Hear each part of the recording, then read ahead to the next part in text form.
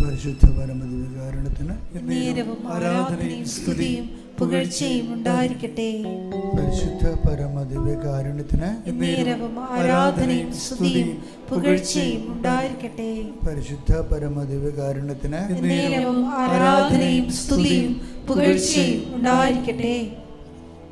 ഇരിക്കുക. പ്രിയമുള്ളവരെ, എപ്പോഴും ദൈവം നമ്മളെയും നമ്മുടെ പ്രാർത്ഥനകളെയും ഒക്കെ വിലയിരുത്തുന്ന ഒരു രീതി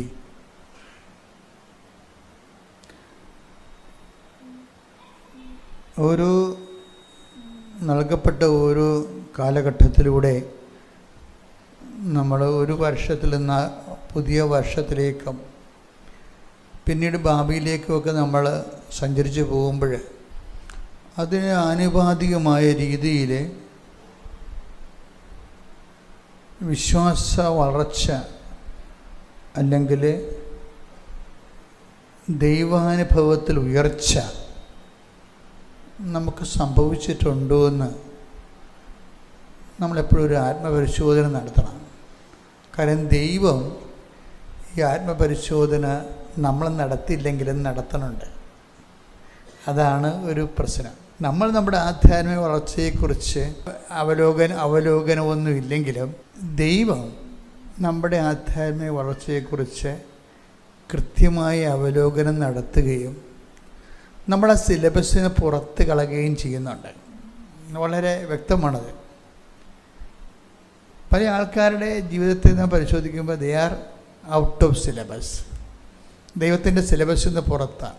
ഇത് ആധ്യാത്മിക മേഖലയിൽ വലിയ ഒരു ട്രാജഡിയാണ്, ഒരു കലാമിറ്റി. നമ്മുടെ വെള്ളപ്പൊക്കം പോലെയൊക്കെ സംഭവിക്കത്തില്ലേ, കോവിഡ്, വെള്ളപ്പൊക്കം, അതുപോലെയൊക്കെ ഉള്ള ഒരു ആധ്യാത്മിക കലാമിറ്റി, ദുരന്തമാണ് ദൈവത്തിൻ്റെ സിലബസിൽ നിന്ന് പുറത്തു പോകുക എന്നുള്ളതാണ്.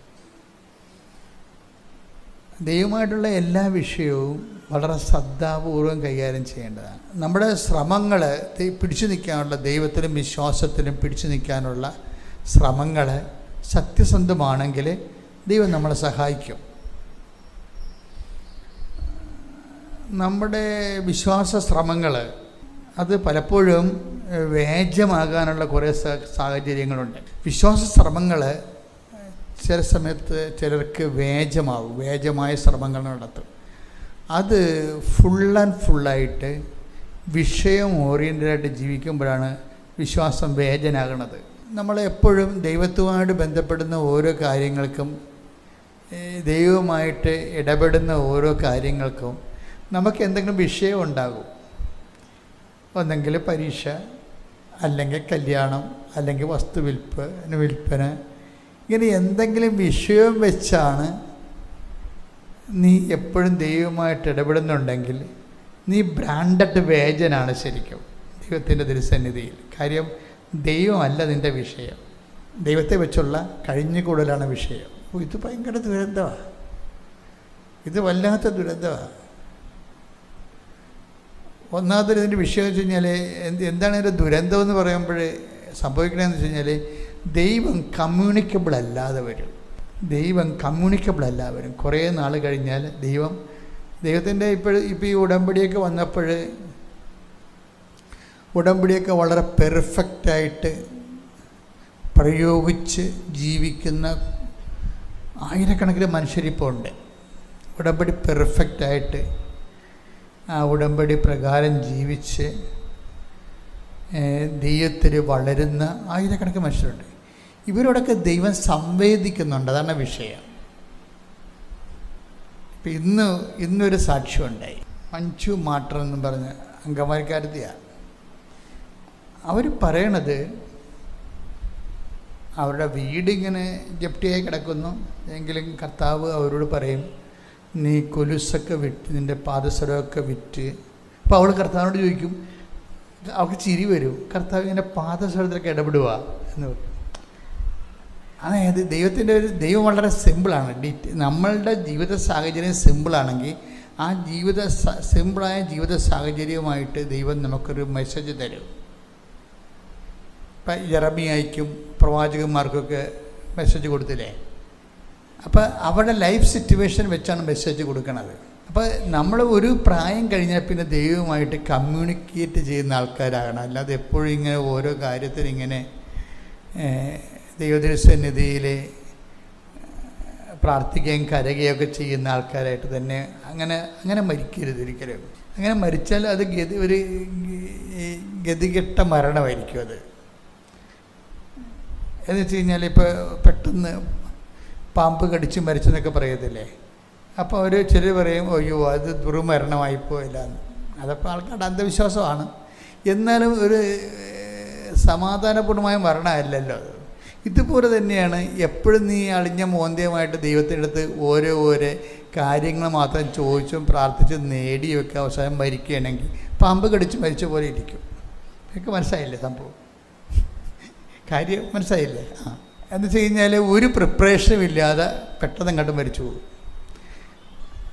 ഉടമ്പടിയെ സംബന്ധിച്ചിടത്തോളം നിങ്ങൾക്കറിയാം, ഉടമ്പടി എത്രയോ വർഷങ്ങൾ എടുത്ത് ദൈവം ഇന്നത്തെ രീതിയിൽ, ഇപ്പം ഞാൻ ചില സമയത്തൊക്കെ ഇരുന്ന് 500 കൊല്ലം ആധ്യാത്മിക ചരിത്രം, ലോക ചരിത്രം പരിശോധിക്കും. 500 കൊല്ലത്തെ ആധ്യാത്മിക ചരിത്രം.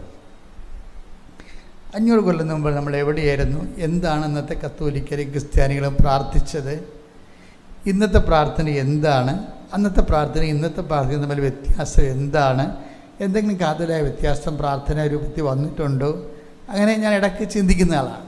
അപ്പം എനിക്ക് മനസ്സിലായ സംഭവം, ഇപ്പോൾ പണ്ട് എപ്പോഴും ഈ ഓരോരോ കാലഘട്ടങ്ങളിൽ ദൈവ മനുഷ്യ ബന്ധത്തിന് പുതിയ സോഫ്റ്റ്വെയർ വരണ പോലെ പുതിയ ഫോർമുലകൾ, സൂത്രവാക്യങ്ങൾ വരും. പക്ഷേ ഈ 500 കൊല്ലമായിട്ട് വന്നിട്ടുള്ള എല്ലാ പ്രാർത്ഥന അപ്ഡേഷൻസ് എല്ലാം മുമ്പ് ചെറിയ സ്ലൈറ്റ് ചേഞ്ചേ വന്നിട്ടുള്ളൂ. ഉടമ്പടി ഒരു ലീപ്പാണ് വന്നിരിക്കുന്നത്. ഉടമ്പടി ഒരു നടന്ന് വന്ന ആൾ പറന്ന് പോയ പോലെ ഇരിക്കുന്ന ഒരു വിസ്മയമാണ് ഉടമ്പടി സംഭവിച്ചത്. ആധ്യാത്മികതയിൽ നടന്ന് വന്നയാൾ പെട്ടെന്ന് പറന്ന് പോകുന്ന ഒരു വ്യത്യാസമാണ് പഴയകാല പ്രാർത്ഥനാ രൂപങ്ങളും ഉടമ്പടിയും തമ്മിലുള്ളത്. അതിൻ്റെ പ്രകടരൂപം എന്ന് വെച്ച് കഴിഞ്ഞാൽ എത്ര പെട്ടെന്നാണ് ആൾക്കാരിലേക്ക് ഒരു വിശ്വാസം ഇല്ലായിരുന്ന ആൾക്കാർ പെട്ടെന്ന് വിശ്വാസം കത്തിക്കയറുകയും വിശ്വാസത്തിന് വേണ്ടി ജീവിക്കുകയും ചെയ്യുന്നതും ഒക്കെ നമ്മൾ സാക്ഷ്യങ്ങളിൽ കാണുന്നുണ്ട്. പിന്നെ രണ്ടാമതെന്ന് വെച്ച് കഴിഞ്ഞാൽ സുവിശേഷം ജീവിക്കുന്നുണ്ട് ആൾക്കാർ. സുവിശേഷം, ഞാൻ അറിഞ്ഞ വിശ്വാസം. ഇപ്പം കരിസ്മാറ്റിക് കാലം നമുക്ക് തുടങ്ങിയത് 75 തുടങ്ങിയത്. 1975 ഒരു 2015 അതിൻ്റെ പീക്ക് പോയിൻ്റ് കഴിഞ്ഞ് 109 ധ്യാനകേന്ദ്രങ്ങളിലൂടെ ലോകവ്യാപകമായ രീതിയിൽ സുവിശേഷ മുന്നേറ്റക്കാലം ഉണ്ടായി. ആ ഒരു കാലത്തിൻ്റെത് വരുന്ന ഒരു വിഷയം ഒന്ന്, അവിടെയും വിശ്വാസ കൈമാറ്റം ഉണ്ടായിട്ടുണ്ട്. പക്ഷെ അതിന് ഒരു 50 പേര് ധ്യാനം കൂടിയാൽ 5 പേരായിരിക്കും ചിലപ്പോൾ ആ വളർച്ച ധ്യാനം, പ്രാരംഭ ധ്യാനം കൂടും 50 പേര്. അതിൽ നിന്ന് 5 പേരായിരിക്കും ചിലപ്പോൾ വളർച്ചാ ധ്യാനം കൂടുന്നത്. അതിൽ നിന്ന് 3 പേരായിരിക്കും ചിലപ്പോൾ ആന്തരിക സൗഖ്യ ധ്യാനം കൂടുന്നത്. അതിൽ നിന്ന് 2 പേര് പ്രാർത്ഥനാനുഭവ ധ്യാനം കൂടും. അതിൽ നിന്ന് ഒരാൾ വരദാനങ്ങളുടെ ധ്യാനം കൂടും. അയാളാണ് വിശ്വാസ കൈമാറ്റം ചെയ്യണത്. അപ്പോൾ 50-ൽ 1 ഉള്ളവിടെ. ഉടമ്പടിക്ക് അങ്ങനെയല്ല. ഉടമ്പടിയിൽ വത്തിക്കാൻ സുനോദോസിൻ്റെ every baptised is basically a missionary. അത് വത്തിക്കാൻ സുനോദോസ് പിതാക്കന്മാർ കൂടിയെടുത്തപ്പോൾ സഭയുടെ പ്രവർത്തനത്തെക്കുറിച്ചുള്ള വിലയിരുത്തലിൽ വത്തിക്കാൻ സുനോദോസ് ഡിഗ്രിയാണ് ഏറ്റവും പ്രധാനപ്പെട്ട മാതൃക. അതിൽ സഭയുടെ പഠനങ്ങൾ പറഞ്ഞിട്ടുണ്ട്. അതായത് ഒരാൾ ജ്ഞാനസ്ഥാനപ്പെട്ടാൽ അയാൾ ആ ജ്ഞാനസ്ഥാനത്തെ തന്നെ അയാൾ മിഷണറി ആണെന്ന്. ഇതാണിപ്പോൾ ഉടമ്പടി വന്നിരിക്കുന്നത്. ഉടമ്പടിയിലെന്ന് വെച്ച് കഴിഞ്ഞാൽ ഒരാൾ ഉടമ്പടിയിലായിക്കഴിഞ്ഞാൽ അയാൾ അന്ന് മുതൽ അയാൾ മിഷണറിയാണ്. എന്താ കാര്യം? അയാൾക്ക് ഒന്നെങ്കിൽ അയാൾ അനുഭവങ്ങൾ പറയാതെ നടക്കണം, അല്ലെങ്കിൽ അയാൾ അനുഭവങ്ങളില്ലെങ്കിൽ മറ്റുള്ളവരുടെ അനുഭവങ്ങൾ അയാൾക്ക് പ്രിൻ്റ് ചെയ്ത് കൈ കൊടുത്തിട്ടുണ്ട്, കൃപാസനം പത്രം. അത് 100 സാക്ഷിയുണ്ട്. അത് ഇയാളത് കുത്തിയിരുന്ന് വായിക്കണം. വായിച്ചിട്ട് ഇത് പഠിച്ചിട്ട് മറ്റുള്ളവരോട് പോയി പറയണം. ഉടമ്പടി എടുക്കുന്ന ഓരോ മനുഷ്യനും അവരുടെ മിഷണറി, അന്ന് തന്നെ മിഷണറിയായി മാറുകയാണ്. അതിലൂടെ ഭയങ്കരമായ അവരുടെ പേടി മാറി, ആശങ്ക മാറി, തന്നെയല്ല ആത്മീയ ജീവിതത്തിലെ ദൈവത്തിന് പ്രയോജനമുള്ള വ്യക്തികളായിട്ട് അവർ മാറി. അതാണ് എൻ്റെ വിഷയം. മറ്റേതെന്ന് പറഞ്ഞാൽ നമ്മളിങ്ങനെ ഒരു 100 കൊല്ലമൊക്കെ ജീവിച്ചാലും, ഇപ്പോൾ ചില ആൾക്കാർ പറഞ്ഞില്ലേ ഞങ്ങളുടെ അമ്മാമ്മ 107 വയസ്സ് ജീവിച്ചെന്നൊക്കെ പറയത്തില്ലേ. ഈ 107 വയസ്സല്ല, ഇനി 1000 വർഷം അമ്മാമ്മ ജീവിച്ചാലും ഒരാളെപ്പോലും കർത്താവിലേക്ക് വിശ്വാസം കൈമാറി കൊടുക്കാൻ പറ്റുന്നില്ലെങ്കിലും അത് നമ്മുടെ വീട്ടിൽ വളർത്തുന്ന മൃഗങ്ങൾക്ക് തുല്യമാണ്. അവർക്കും വിശ്വാസം കൈമാറുന്നില്ല. ഇവർക്ക് എത്ര കൊല്ലം ജീവിച്ചെന്നല്ല പ്രശ്നം, എത്ര കൊല്ലം എത്ര പേരിലേക്ക് വിശ്വാസം കൈമാറി എന്നുള്ളതാണ്. ഇങ്ങനെ ഇത്രയും, അതാണ് ഞാൻ പറഞ്ഞത്, ഇങ്ങനെ നടന്ന് വന്നയാൾ പറന്ന് പോയെന്ന് പറഞ്ഞതിൻ്റെ കാര്യം പെട്ടെന്നാണ്. ഇനി ഇയാളിങ്ങനെ വിശ്വാസം കൈമാറിക്കഴിഞ്ഞാൽ ഇയാൾക്ക് ഉടനെ വരാൻ പോകുന്നത്, ദൈവം ആദ്യം ഒരു മനുഷ്യൻ ദൈവത്തിനെ അന്വേഷിച്ച് കഴിഞ്ഞാൽ ഫസ്റ്റ് ഇൻസ്റ്റാൾമെൻ്റ് ഉടനെ കിട്ടും. അതെന്താണ്? അനുഗ്രഹങ്ങളാണ്. അതാണ് ഈ ഉടമ്പടി ആൾക്കാർ എപ്പോഴും സാക്ഷ്യം പറയുന്നതിൻ്റെ കാര്യം വെച്ച് കഴിഞ്ഞാൽ, സത്യസന്ധമായി ദൈവത്തെ അന്വേഷിച്ച് വിശ്വാസം കൈമാറുന്നവരാണെങ്കിൽ ഫസ്റ്റ് ഇൻസ്റ്റാൾമെൻറ്റ് ആദ്യമേ കിട്ടും. ഇന്നിപ്പോൾ ഒരാൾ സാക്ഷ്യം പറഞ്ഞ്, ഡേവിഡ് കൽപ്പറമ്പ്. അപ്പോഴേ അയാളെ എന്നെ കാണാൻ വന്നായിരുന്നു, ഇവിടെ സാക്ഷ്യം പറഞ്ഞിട്ട് എന്നെ കാണാൻ വന്നു. അപ്പോൾ ഇയാളുടെ സാക്ഷ്യം ഞാൻ ശ്രദ്ധിക്കുന്നുണ്ട്. പക്ഷേ എന്നെ കാണാൻ വന്നപ്പോൾ ഇയാളുടെ കൊച്ചിനെ കാണിച്ച്, അപ്പോൾ ഞാൻ അയാളുടെ ചീട്ടയെ നോക്കി, കുഞ്ഞിന് ഓട്ടിസമാണ്. അപ്പോൾ ഞാൻ ചോദിച്ചു, എന്നാ കൊച്ചിനെന്താ? കൊച്ചിന് ഓട്ടിസമാണ് വെച്ചാ. അപ്പോൾ ഓട്ടിസം മാറിയത് നിങ്ങൾ കുറച്ച് മുമ്പ് അവിടെ നിന്ന് പ്രസംഗിച്ചതാ, സാക്ഷ്യം പറഞ്ഞത്. പിന്നെ ഈ ഓട്ടിസം എനിക്ക് തന്നെ കൺഫ്യൂഷനായി. ഈ പ്ലാറ്റ്ഫോമിൽ നിന്നിട്ട് എൻ്റെ കുഞ്ഞിൻ്റെ ഓട്ടിസം മാറി എന്ന് പറഞ്ഞ ആൾ കുറച്ച് കഴിഞ്ഞപ്പോൾ ഓട്ടിസമാണെന്നും പറഞ്ഞ് കൊച്ചിനെ എൻ്റെ അടുത്ത് കൊണ്ടുവന്നിരിക്കുകയാണ്. ഞാൻ പറഞ്ഞു, നിങ്ങളല്ലേ കുറച്ച് മുമ്പ് പറഞ്ഞത് ഓട്ടിസം മാറിയ കൊച്ചിനെ എന്തിനാ പിന്നെ കൊണ്ടുവന്ന് ഓട്ടിസമാണെന്ന് കാണിക്കണേ? അപ്പം ഞാൻ ഇപ്പോൾ നിങ്ങൾക്ക് ആൾക്കാരെ പറ്റിച്ചാണോ? അപ്പോൾ അയാൾ പറഞ്ഞു, അങ്ങനെയല്ല ചാ, ഇവരിങ്ങനെ അല്ലായിരുന്നു. ഇവൻ ജനിച്ച കാലം മുതൽ ഇവൻ ആൾക്കാരെ തുപ്പും. ഒട്ടിസം കയറി പ്രാന്ത് പിടിച്ചിട്ടേ കാണുന്നവരൊക്കെ തുപ്പും. ആൾക്കാർക്ക് വേണമെങ്കിൽ അപ്പനും അമ്മയും ഇല്ലെങ്കിൽ ആ കൊച്ചിൻ്റെ കർണം പോച്ചുകളെ ആൾക്കാരടിച്ച്, അത്ര തുപ്പണത്. പിന്നെ വയലൻ്റാണ് ഇവൻ, വല്ലാത്ത വയലൻ്റാണ്. ആൾക്കാരെ കാണും പറിക്കും. സ്കൂളിലൊക്കെ പോയാൽ ബെഞ്ചൊക്കെ മറിച്ചിടും, പിള്ളേരെ ഉപദ്രവിക്കും. ഉച്ചവരെ പോലും ഇരിക്കാൻ പറ്റത്തില്ല. അപ്പം തന്നെ വീട്ടിലേക്ക് വിളി വരും, കൊണ്ടുപോകുമെന്ന് പറയും. അപ്പോൾ അത് ഭയങ്കര ഇവർക്ക്. അപ്പോൾ ഡോക്ടറെ കാണിച്ചപ്പോൾ ഡോക്ടർ പറഞ്ഞ്, ഇനി ഇത് കൂടുകയുള്ളൂ, കുറയത്തൊന്നും ഇല്ലെന്ന് പറഞ്ഞ്. അപ്പോൾ ഇതിന് ഈ ഓട്ടിസത്തിൻ്റെ സ്പെഷ്യലിസ്റ്റ് ഡോക്ടറിൻ്റെ അടുത്ത് കാണിക്കുമ്പോൾ അസസ്മെൻ്റാണ്, ഈ ഒരു സ്വഭാവം കാണിക്കുന്നവർ ഇനി അത് കൂടുകയുള്ളൂ, കുറയത്തില്ലെന്ന് പറഞ്ഞ്. അപ്പം പിന്നെ തീർന്നില്ലേ? വൈദ്യശാസ്ത്രത്തിൽ നമുക്ക് അവലംബിക്കാൻ പറ്റുന്ന ഒരു സാഹചര്യം ഇല്ലല്ലോ ഇനി. ഇത് കൂടിയുള്ള അവസ്ഥ എന്താ? ഇവൻ വളരുകയും ചെയ്യും, ഈ തുപ്പലും കൂടും, ആൾക്കാരെ എടുത്ത് നിലത്തിട്ട് അടിക്കണതും കൂടിക്കഴിഞ്ഞാൽ ഇവൻ ആൾക്കാർ പഞ്ഞിക്കിടുകുന്ന കാര്യത്തിൽ ഒരു സംശയമില്ല. സ്വന്തം അപ്പം തന്നെ ഇവനെ വെടിവെച്ച് കൊല്ലും. അത്ര രീതിയിലാണ് മനുഷ്യന് സമാധാനം ഇല്ലാത്ത അവസ്ഥ വരണത്. അപ്പോൾ ഞാൻ പറഞ്ഞേ, അപ്പോൾ ഇത് മാറിയെന്ന് പറഞ്ഞിട്ട് പിന്നെ എന്തിനാണ് നിങ്ങളിവിടെ ഒട്ടിസമാണെന്ന് പറഞ്ഞ് വരണത്? അച്ഛാ, ഇവനൊന്ന് സംസാരിക്കണം. ഇപ്പം ഇവൻ ഒറ്റ ഉടമ്പടിയോടുകൂടി തന്നെ ഞങ്ങൾ ഉടമ്പടി തൈല ഇവൻ്റെ നാക്കിൽ തൊട്ട് അപ്പം തന്നെ തുപ്പൽ നിന്ന് എത്രയോ 5-6-7 വർഷമായിട്ട് നാട്ടുകാരെ തുപ്പിക്കൊണ്ട് നടന്ന പാർട്ടിയാണ്. അപ്പം തന്നെ തുപ്പൽ നിന്ന്. പിന്നെ ഇവൻ ഭയങ്കര വിഗ്രസൻ വയലൻ്റ് ആയിരുന്നു. ആൾക്കാരുമായിട്ട് എപ്പോഴും ഗുസ്തിയും പിടുത്തവും അടിയും അക്രമവുമാണ്. അതെല്ലാം പോയി. ഇപ്പം ഇവൻ പക്ക പഞ്ചപാവൻ സൈലൻ്റായിപ്പോയെന്ന് പറഞ്ഞു. അവൻ സൈലൻ്റായാൽ തന്നെ ഓട്ടിസം തീർന്ന്. ശരിക്കും പറഞ്ഞാൽ എല്ലാം അതൊക്കെ ഇവിടെയൊക്കെ പിള്ളേർ വരുമ്പോൾ അപ്പന്മാർ പ്രാർത്ഥിക്കുമ്പോൾ പിള്ളേർ കവച്ചകത്ത് വെച്ച് തലേ കാലും ഒരു കാലം ഇപ്പുറത്ത് ഒരു കാലം അപ്പുറത്ത് തല ഒടിച്ച് മടക്കി അതിൻ്റെ ഇടക്ക് ഒരു പണിയായിരുന്നു ഇവിടെ. അത്രയും പിള്ളേരാണ് ഇവിടെ വരണത്. പക്ഷേ ഈ ഒരു ഒറ്റ ഉടമ്പടിയോടുകൂടി കുഞ്ഞ് 90% ഓക്കെ ആവും. 90%. ഞാൻ അപ്പന് അത്രയും ആശ്വാസമാണ്. ഇനിയിപ്പോഴുള്ള പറഞ്ഞാൽ ഇവനൊന്ന് സംസാരിക്കണം, അത്രയേ ഉള്ളൂ. അപ്പോൾ ഇപ്പോൾ ഗ്രോത്ത് കർത്താവ് തൊട്ടില്ലേ, ഞാൻ പറഞ്ഞ കർത്താവ് തൊട്ട് കഴിഞ്ഞു. അപ്പോൾ ഇനി നിങ്ങൾ ദൈവത്തിനൊന്ന് തൊട്ടാൽ മതി. അതാണ് വിഷയം.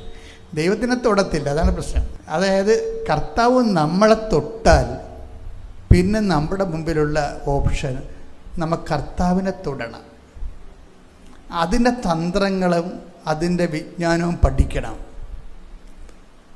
കർത്താവിനെ തൊടണമെങ്കിൽ ബൈബിൾ ഒത്തിരിയേറെ ഇപ്പം തന്നെ ഉദാഹരണത്തിന് നമ്മൾ ദൈവത്തോട് കാണിക്കണത് വിഷയാധിഷ്ഠിതമാണോ വ്യക്തിയാധിഷ്ഠിതമാണോ എന്ന് ദൈവത്തിന് ഒരു അസസ്മെൻ്റ് ചെയ്യാൻ കഴിഞ്ഞാൽ അത് വിഷയാധിഷ്ഠിതമല്ല. വീട്, ജോലി, വിവാഹം, വിസ, ജപ്തി ഇങ്ങനെയുള്ള കാര്യങ്ങളൊന്നും രക്ഷപ്പെടാൻ വേണ്ടി മാത്രമല്ല, ദൈവത്തിന് വേണ്ടി ജീവിക്കാനാണെന്നുള്ളത് ദൈവത്തിന് തോന്നിയ കർത്താവിനെ തൊട്ടതുപോലെയാവും. അതറിയണമെങ്കിലുണ്ടല്ലോ, ഈ ശ്രീഭണ്ഡാരത്തിൽ കുറേ ആൾക്കാർ വന്ന് ചാക്ക് കണക്കിന് പൈസ എടുത്തില്ലേ, അവരാരും അവർക്ക് കർത്താവിൻ്റെ ഹൃദയത്തെ അവർക്ക് സ്പർശിക്കാൻ ഒത്തില്ലല്ലോ. അപ്പോൾ ഒരു വലിയമ്മ വന്നിട്ട് ഒരു പൈസ ഇട്ടല്ലേ. അത് വായിച്ചൊന്ന്. ലൂക്ക 21:1-2 തിരുവചനങ്ങൾ. 21:1-2 തിരുവചനങ്ങൾ. അവൻ കണ്ണുകളുയർത്തി നോക്കിയപ്പോൾ ധനികർ ദേവാലയ ഭണ്ഡാരത്തിൽ നേർച്ചയിടുന്നത് കണ്ടു. ദരിദ്രയായ ഒരു വിധവ 2 ചെമ്പ് തുട്ടുകൾ ഇടുന്നതും അവൻ കണ്ടു. അവൻ പറഞ്ഞു, ദരിദ്രയായ ഈ വിധവ മറ്റെല്ലാവരെയും കൂടുതൽ നിക്ഷേപിച്ചിരിക്കുന്നു എന്ന് സത്യമായി ഞാൻ നിങ്ങളോട് പറയുന്നു. കാരണം എന്തെന്നാൽ അവരെല്ലാവരും തങ്ങളുടെ സമൃദ്ധിയിൽ നിന്ന് സംഭാവന ചെയ്തു. ഇവളാകട്ടെ തന്റെ ദാരിദ്ര്യത്തിൽ നിന്ന് ഉപജീവനത്തിനുള്ള വക മുഴുവനും നിക്ഷേപിച്ചിരിക്കുന്നു. അവൾക്ക് ദൈവമാണ് പ്രശ്നം, വിഷയമല്ല. താൻ ആർക്കാണ് കൊടുക്കണതെന്ന് പറയുമ്പോൾ തനിക്ക് അന്ന് പട്ടിണിയാണെങ്കിൽ പോലും അതിനേക്കാൾ വലുതാണ് ദൈവം എന്ന് കണ്ടുകൊണ്ട് ഒരു വ്യക്തിബന്ധം ദൈവമായിട്ടുണ്ട്. ഇത് കർത്താവിനെ തൊടുന്നൊരു പരിപാടിയാണ്. കർത്താവ് നമ്മളെ തൊടുന്നതിനേക്കാളും അതുപോലെ തന്നെ പ്രധാനമാണ് കർത്താവിനെ നമ്മൾ തൊടുന്നത്. നമ്മൾ തൊടണമെങ്കിൽ കർത്താവ് നമ്മളെ തൊടണമെങ്കിലും നമ്മൾ കർത്താവിനെ തൊടണമെങ്കിലും ഈശോയ്ക്കത് ഹൃദയസ്പർശിയായിട്ട് തോന്നണം.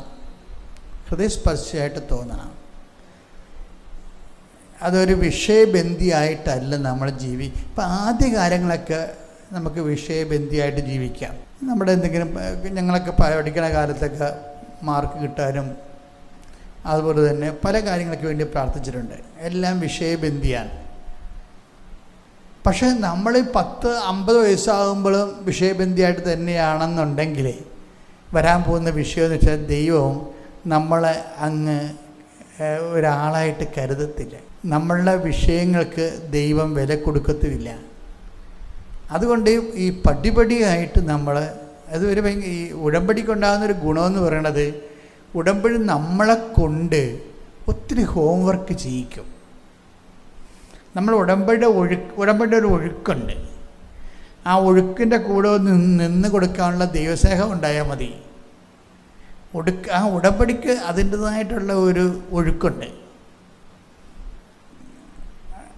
അതായത് പ്രേക്ഷിത പ്രവർത്തനം, വിശ്വാസ കൈമാറ്റം, വിശ്വാസ പ്രയോഗം, വിശ്വാസ പ്രഖ്യാപന, വിശ്വാസ പ്രാർത്ഥന, ഇങ്ങനെ അതിൻ്റെ സമ്പൂർണമായിട്ടൊരു വ്യക്തി ദൈവത്തിൽ വളരാൻ പറ്റിയ, ഇങ്ങനെ ഈ കഴിഞ്ഞ 1000 കൊല്ലമായിട്ട് ഇപ്പം നൊവേനയില്ലേ, നമ്മുടെ നൊവേനകൾ പോലും, നൊവേനകളെന്ന് പറയുമ്പോൾ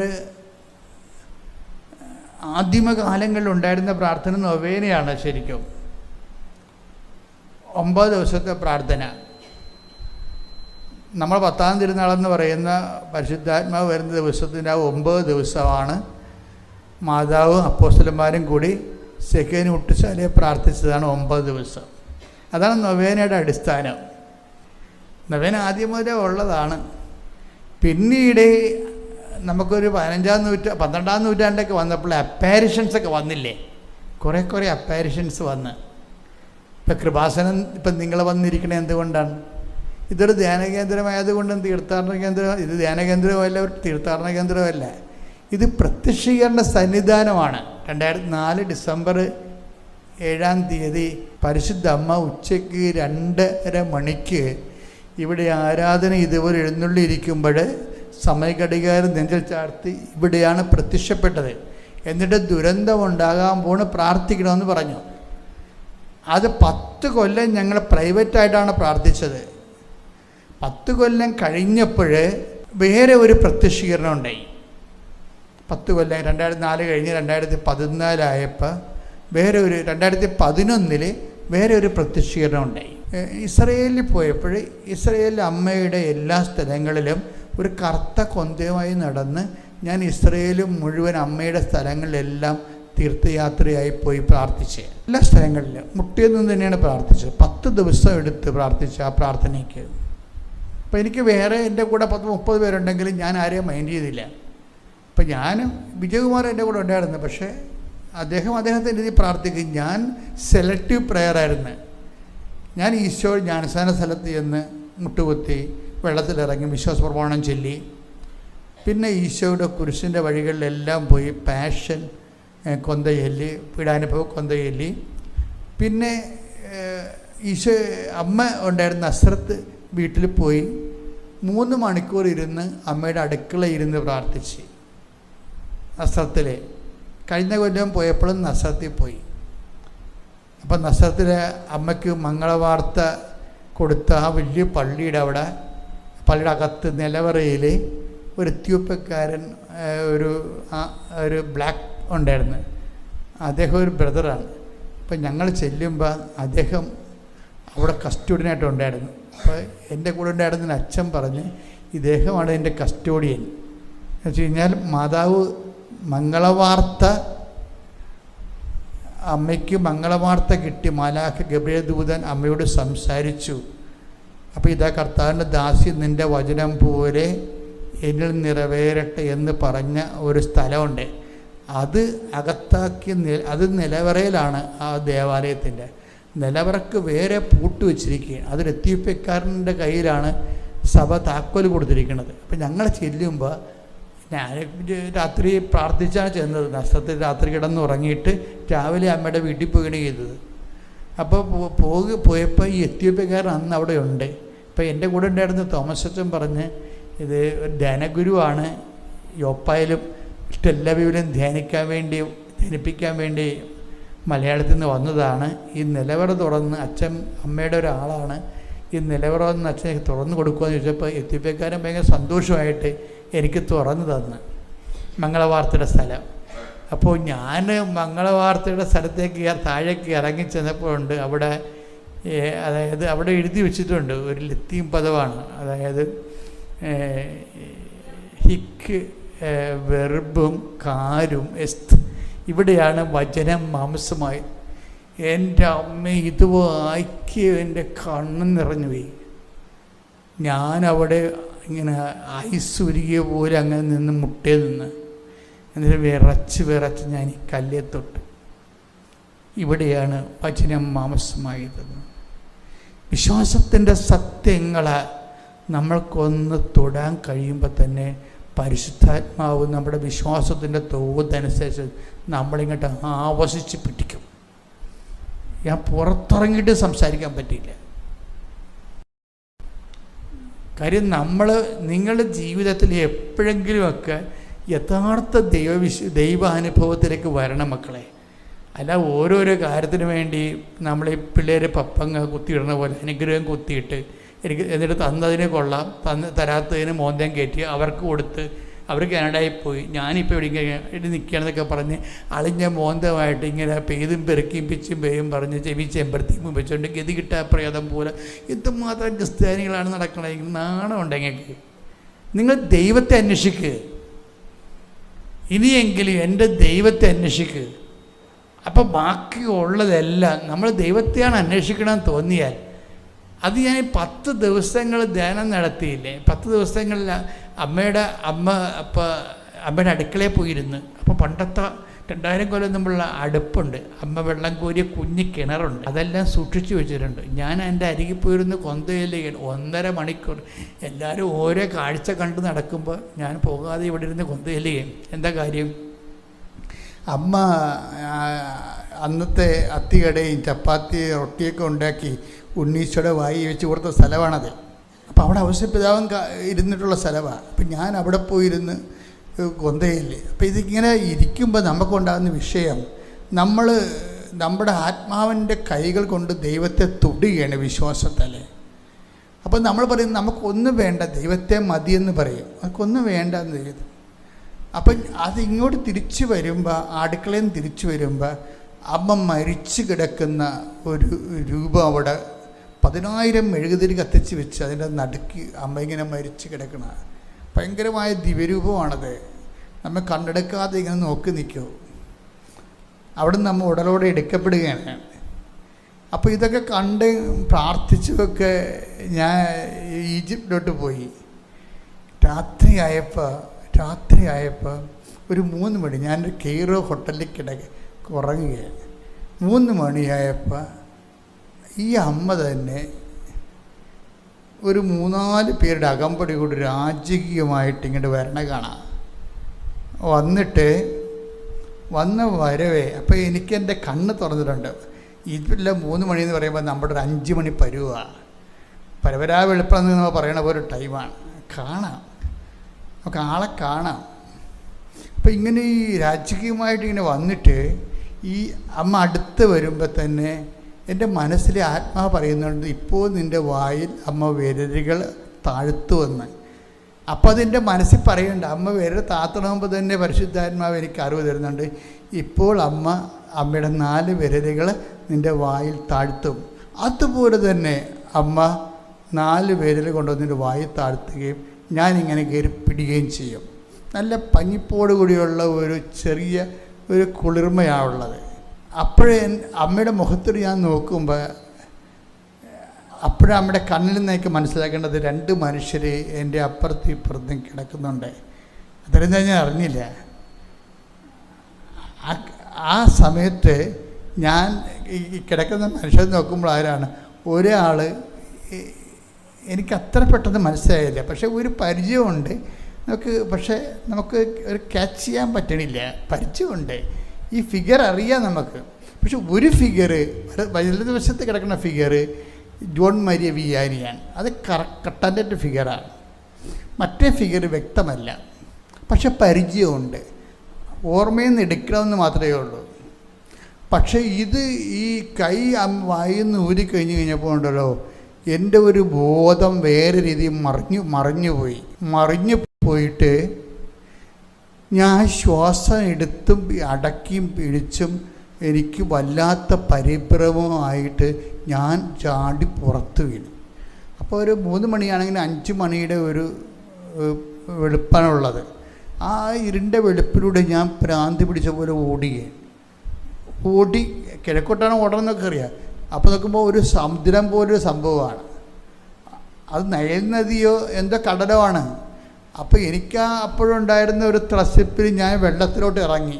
കാര്യം എന്താ സംഭവിച്ചതെന്ന് അറിയാൻ നമുക്ക് ഉള്ളിൽ ഭയങ്കര ഉന്മാദമായിപ്പോയി. നമുക്കൊരിക്കലും ഇവിടെ അമ്മ പ്രത്യക്ഷപ്പെട്ടപ്പോൾ എനിക്ക് അത്രയും ഇമോഷണലായിട്ട് ഞാൻ അത്രയ്ക്ക് ഡിസ്റ്റർബ്ഡ് അല്ലായിരുന്നു. ഈജിപ്തിൽ വെച്ച് ഞാൻ വല്ലാതെ അങ്ങ് ഇമോഷണലായിട്ട് ഡിസ്റ്റർബ്ഡായിപ്പോയി. കാര്യം വെള്ളത്തിലൂടെ ഞാൻ ചാടി, ഞാൻ നടന്നു.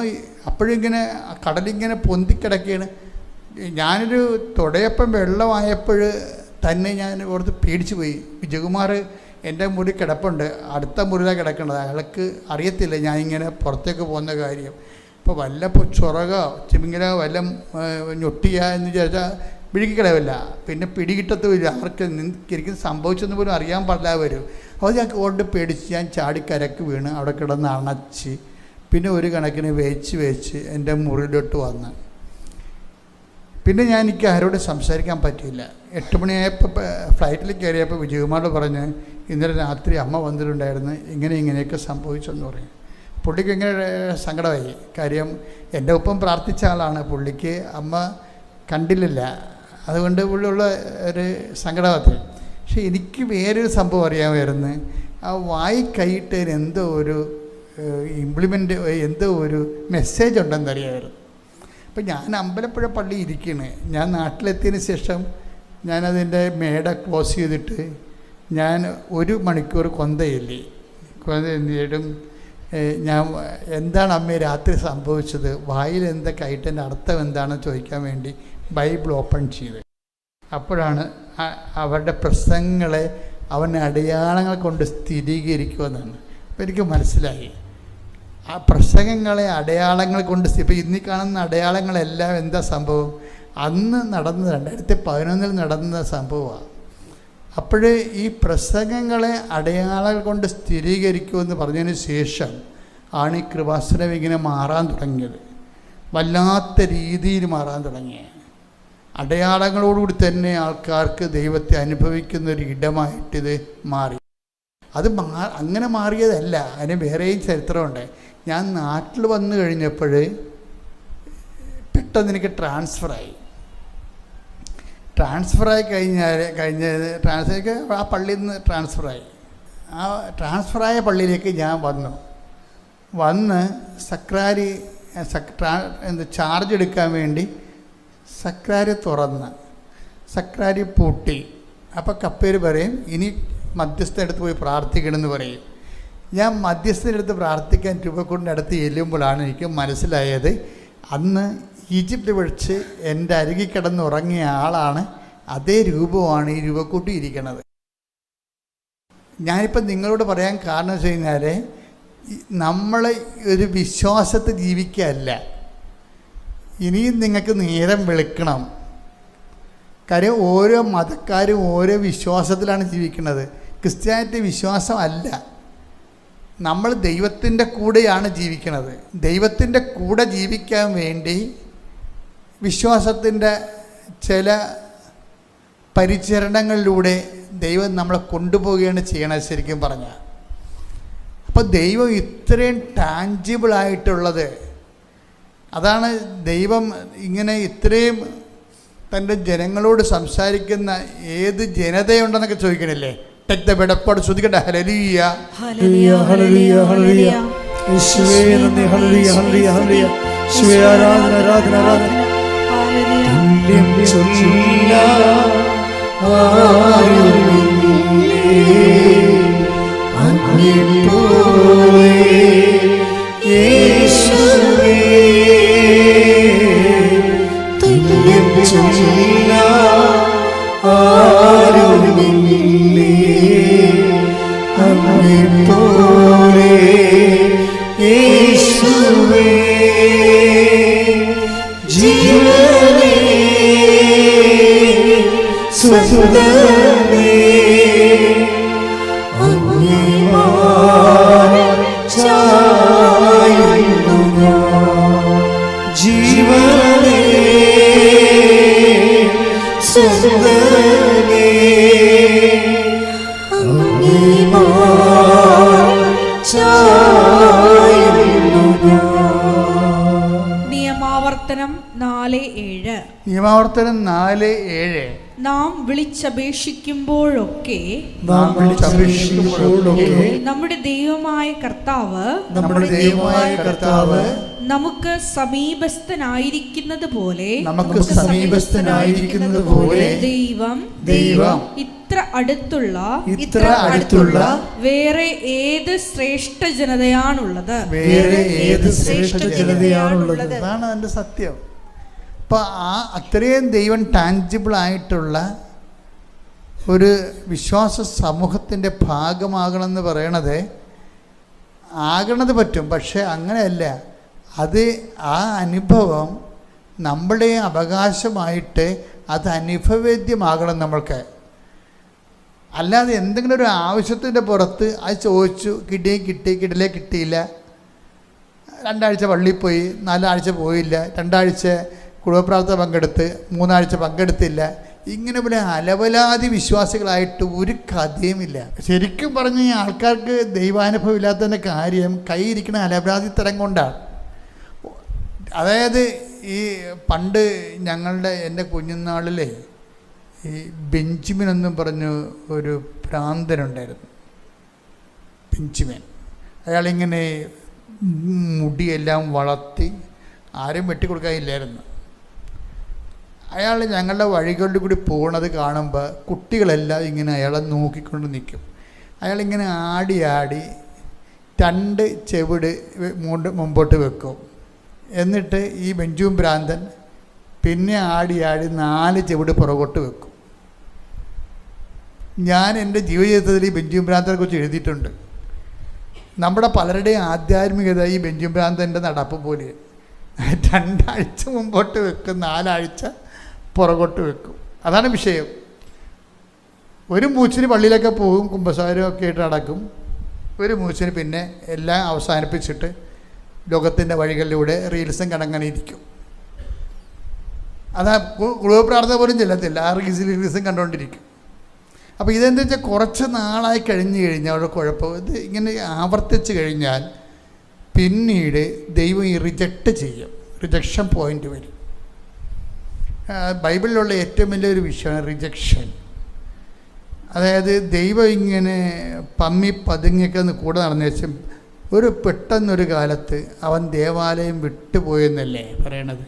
അത് നമ്മളെ വിട്ടുപോകും, നമ്മൾ പോലും അറിയത്തില്ല, വിട്ടുപോകും.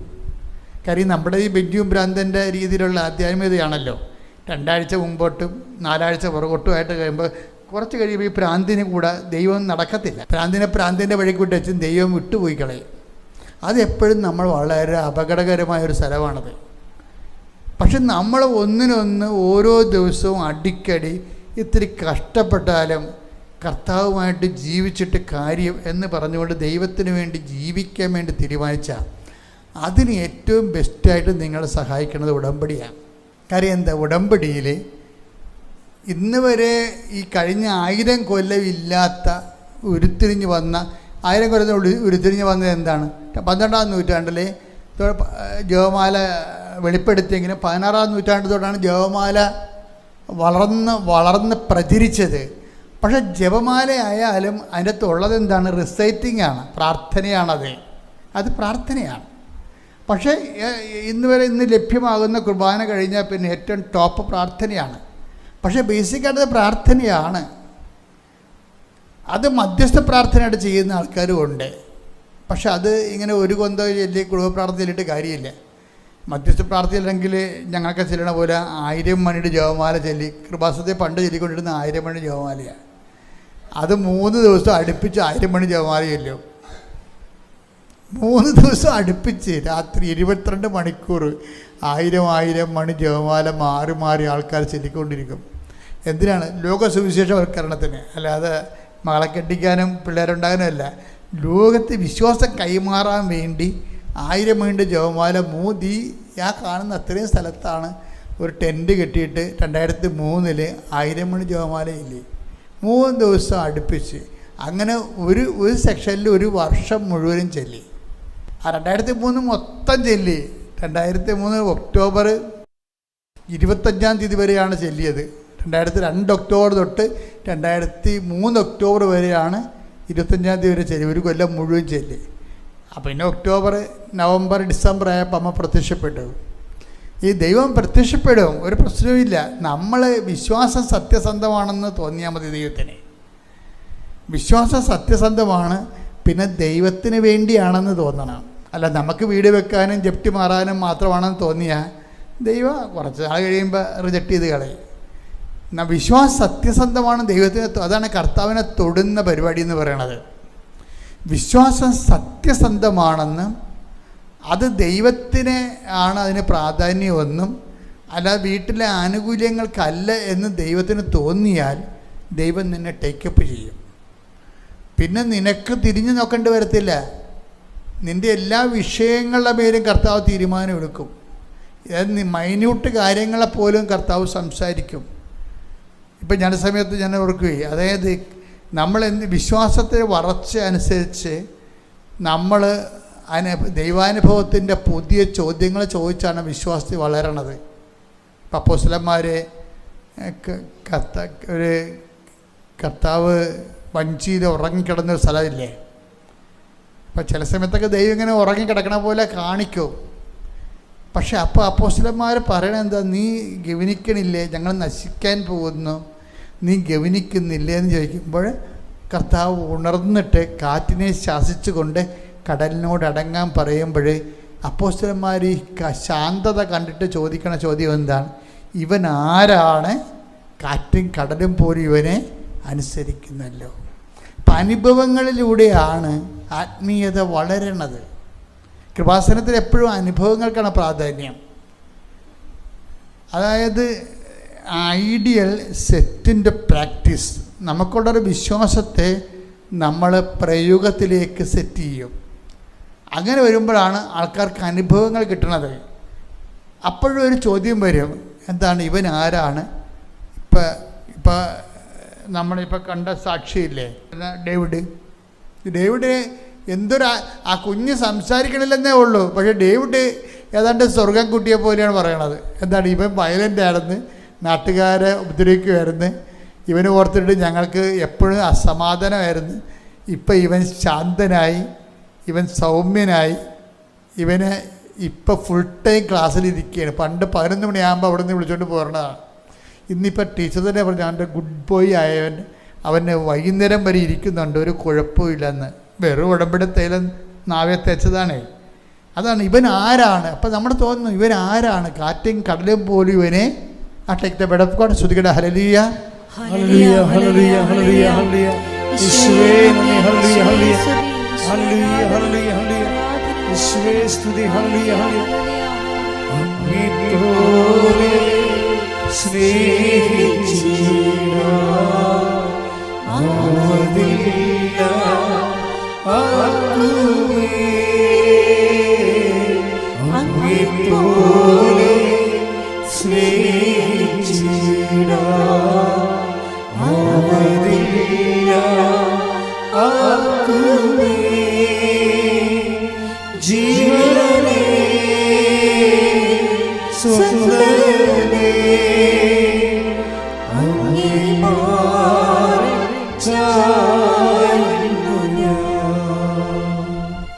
മത്തായി 8:27. മത്തായി 8:27. അവർ ആശ്ചര്യപ്പെട്ട് പറഞ്ഞു, ഇവൻ ആര്? കാറ്റും കടലും പോലും ഇവനെ അനുസരിക്കുന്നുവല്ലോ. അപ്പം ഇങ്ങനെ അടയാളങ്ങൾ കാണുമ്പോൾ നമ്മൾ എന്ത് ചെയ്യണം? ദൈവത്തെ അന്വേഷിച്ച് പോകണം. ദൈവത്തെ ഇവൻ ആരാണെന്ന് ചോദിക്കണം. എന്നിട്ട് കർത്താവിനെക്കുറിച്ചുള്ള അറിവിൽ നമ്മൾ വളരണം.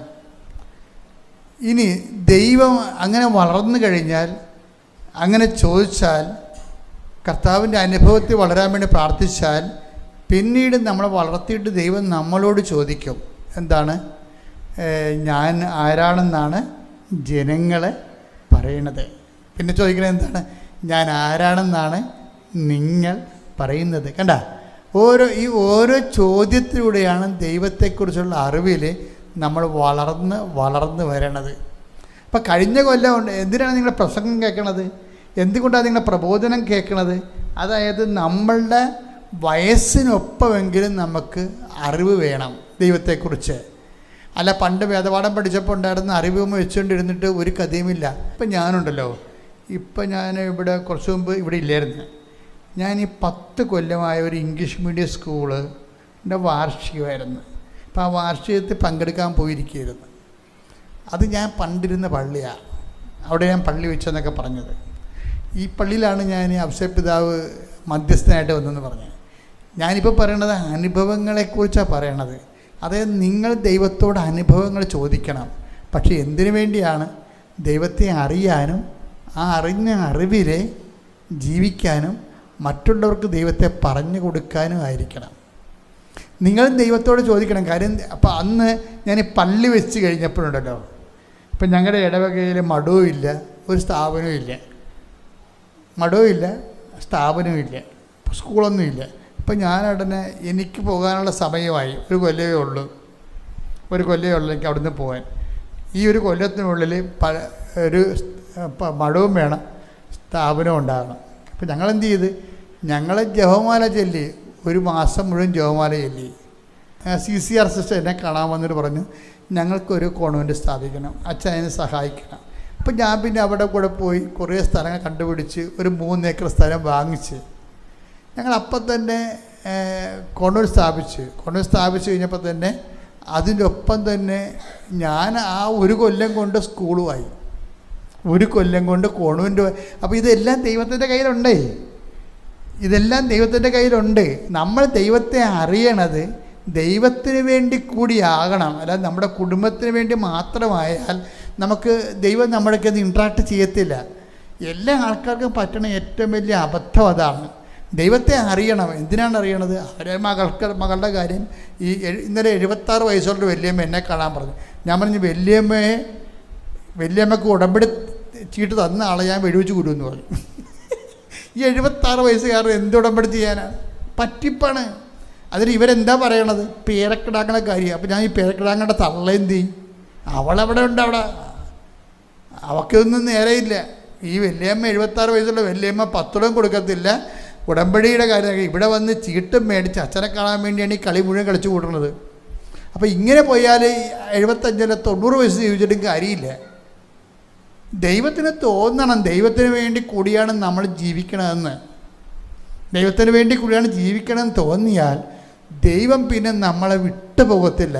ഇങ്ങനെ വരാൻ ഒരു സ്ഥലമാണ് ഈ കൃപാസനം എന്ന് പറയണത്. കൃപാസനത്തിൻ്റെ ആധ്യാത്മികത എന്ന് പറഞ്ഞാൽ കരിസ്മാറ്റിക് ആധ്യാത്മികത ഒന്നുമല്ല. ഇതിൻ്റെ ആധ്യാത്മികത എന്ന് പറയുന്നത് ടാൻജിബിളായിട്ടുള്ള ദൈവത്തിന് വേണ്ടി ജീവിക്കാൻ ആഗ്രഹിക്കുന്ന ദൈവത്തിൻ്റെ പ്രേക്ഷിതരും മിഷണറിമാരായിട്ടുള്ളവരെ ട്രെയിൻ ചെയ്യുന്ന സ്ഥലമാണിത്. അങ്ങനെ മിഷണറിയായിട്ട് ചെയ്ത് ദൈവത്തിന് തോന്നിയാൽ ദൈവം നമ്മളെ വിട്ടുപോരത്തില്ല.